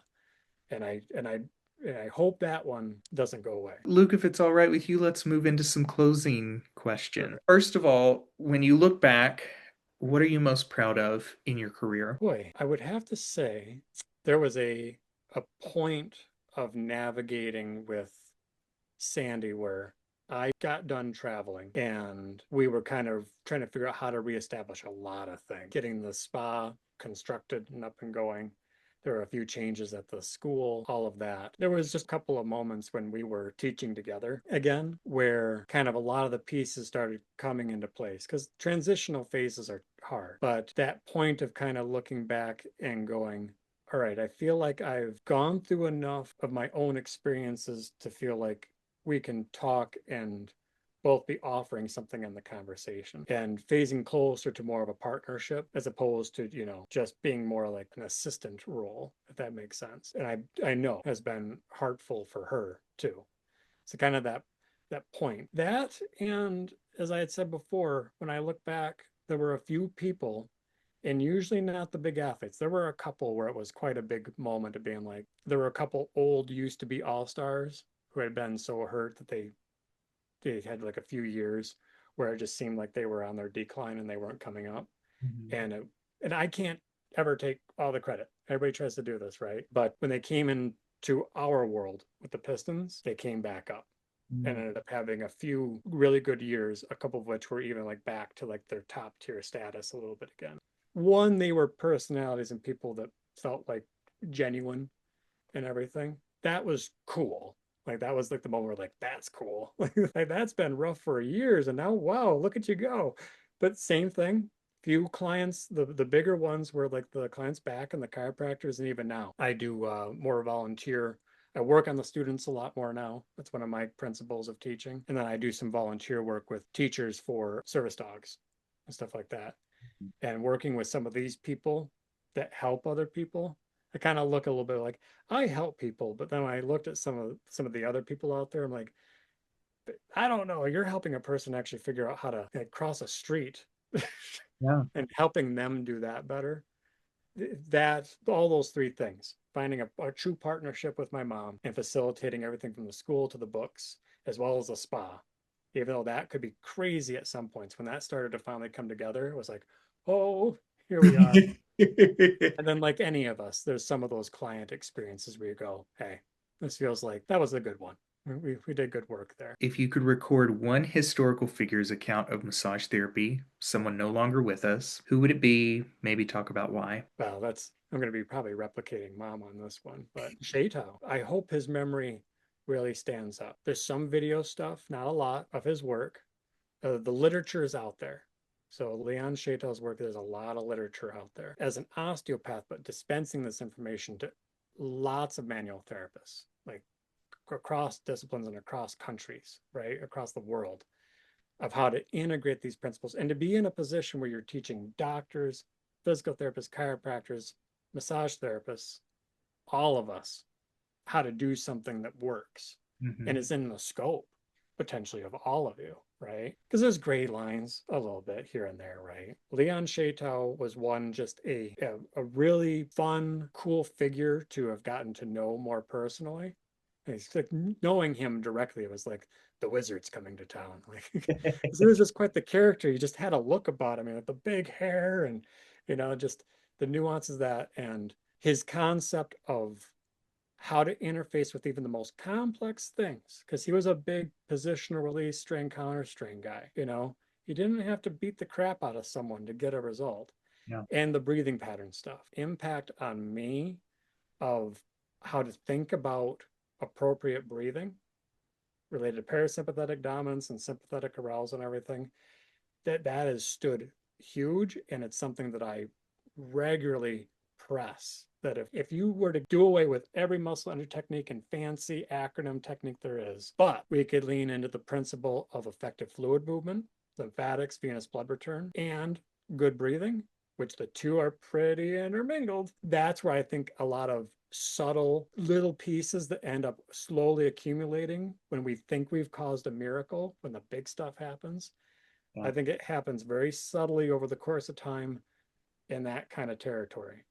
And it's not the fancy technique. If there can be more intention and more awareness about effective breathing integrated into our systems, I think everyone would be better for it. And he was the master. It'll never get better. But that's a point with like anything. There's nothing to add to it. He had it. So if anybody needs to know more, go study his work. Perfect. On the flip side of that, who would you like to see in the hot seat that you're in right now? Who should be interviewed that you think has an important story to tell? I was trying really hard to think about this too. I think she mentioned this, didn't she? Like, because I met him and I haven't had the relationship with him, but I have respected like what Benny Vaughn and Joe Muscolino have accomplished in the field. Benny Vaughn was good people. I got to hang out with him a bit. But also, Sasha Shato, his daughter, she's out there. Now, she's not a practitioner in like the foot massage per se, but she has taken on a lot of like preserving his legacy and made sure like what was recorded is out there. Like you can find it on YouTube and stuff like that. Had like taken on like with the stuff that's still in publication. Like she's kind of, but she even like reached out to mom doing like the forward on a new edition and all that. I was involved in one of the chapters and all that, but it's a lot of editing. That's one of those things where it's like, I can clean up and try to make it more digestible for the average person, but you've already put it in there. So, but Sasha could be an interesting perspective. It's like mom and I knew Shato, but it's like you have mentioned it with me and mom. It's a unique kind of perspective there. Right. So she may have an insight to something that's, very unique. But it's like anything. You might have to pester people. I'm sure you've tried to come to finally like just dispense your wisdom. Put it out there, right? Yes, for posterity. Yeah, but those three, I think they would be potentially. This is a repository for the philosophies. I think that's actually where a lot of our hangups come. And I think if they're voiced and everybody has an easier way to just kind of hear one person's perspective without them feeling like they're in a challenging state, like, like you're in one room and we're all talking. Sometimes it's better to just hear a person's fully like, this is my philosophy, my journey. And I think after everybody can see that, we'll all see how similar it really all tends to be, right? Surprise, surprise. Tell me before we go, what are you up to these days? Do you have anything to promote or really make people aware of? How could people learn more about the work you're up to, connect with you, or support what you're up to, Luke? I will move one day to being a bit more accessible. I'm pretty cloistered. I hid from the world post this. I got attacked there for a while, Oh. so I'm still hiding just a little bit. But no, the easiest initial thing is the YouTube channel. Yeah. Health Enrichment Center, School of Therapeutic Massage. A lot of the stuff's taken directly from the classroom, so it's not perfect. There's a few playlists in there that are specific to Sandy and her legacy. Mhm. There's the massage therapy series and the massage video series. So once you're on the Health Enrichment Center YouTube page, those two playlists are her DVDs and her info chopped up, into smaller bits, like more like your 10-minute or less kind of stuff. But then there's tons of stuff from us in the classrooms. And there's a lot more to come from that. Of course, the textbooks. Go read your textbooks, everybody. Read them again. You've forgotten more than you know. No, exactly. But yeah, she and I are going to continue. And I have within the next year and moving forward, have a few specific things where I want to tailor some of the content there, where it's just a bit more focused. It'd be like her and I showing how do we actually teach people to understand myofascial principles. Like she has like a toilet paper thing where like the seams are like two toilet paper plies and be like, all right, you got to just move the two apart. Don't rip the toilet paper apart. Just get that space to open. Feel that. That's bind. Okay, Yeah. cool. Then you come back, stop, do that again.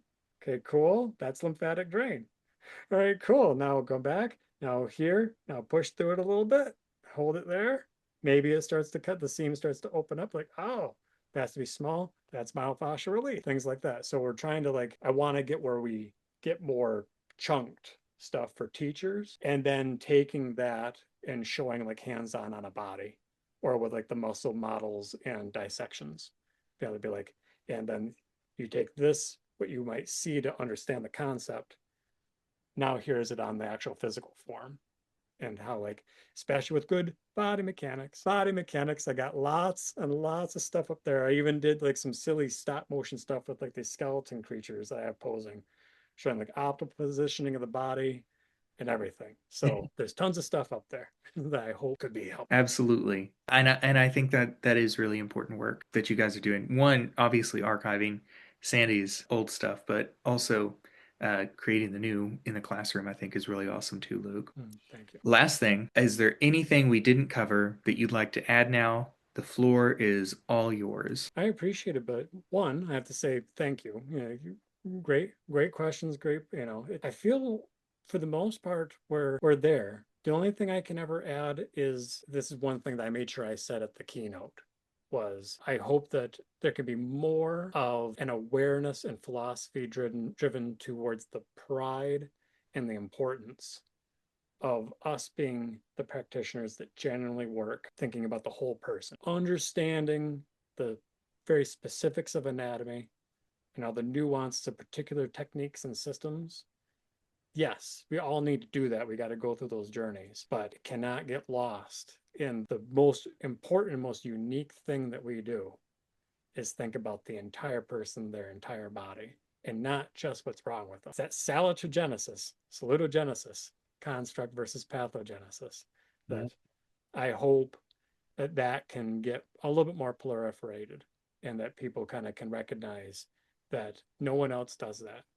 And it's usually what most people need, especially in this era where there's such a vacuum between where can you get this health maintenance, wellness, condition management, long-term pain management, long-term mobility issues. Where do people like that go? And on a selfish side, they're going to be the clients that need you. They'll be the ones that are your regular clients. But most of that, and even the athletes, that the fancy stuff where you think all the crazy interventions come from, something that's about the whole body and about breathing, that's where the magic, I think, tends to happen. And I hope that continues to be more of a spotlight. I'm kind of with you on that, Luke. I'll buy into that with you. I still show it. There's still videos on it. So as release video. So it's out there. It's important. But Everything its time and place, but Yeah. full body.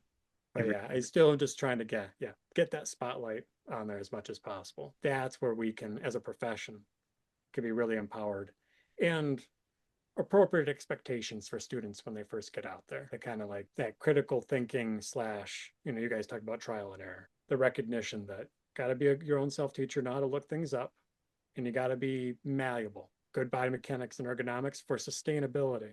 More on that. It was a fun exercise even leading up to this to kind of be more in a retrospective and go, oh, yeah, it's been a bit of a journey. Yeah, I think it's important, really important as practitioners, but even more so as humans, that we take more time for reflection in our day-to-day lives these days. So good. I'm glad to hear that was a good experience for you even leading up to this. Mm-hmm. Well, thank you, Luke. I want to thank you so much for joining us here and making the time, being here, and all the work that you're up to. Thank you so much, Kirby. I appreciate you. If you enjoyed this podcast, please consider donating to the Society of Massage Archives so we can continue to bring you this episode and other resources to fulfill our mission of preserving and integrating the historical knowledge of massage therapy's professional advocacy and traditional techniques to guide and enrich our contemporary practices. Thank you. You are listening to the Hands of History podcast, a production of the Society of Massage Archives. You can learn more about the Society at societyofmassagearchives.org. We're also on Facebook and Instagram. Do you know someone whose hands have helped shape the practice of massage? If you or someone you know would make a great guest for future episodes of this podcast, please email the Society at societyofmassagearchives@gmail.com. Societyofmassagearchives, all one word, @gmail.com.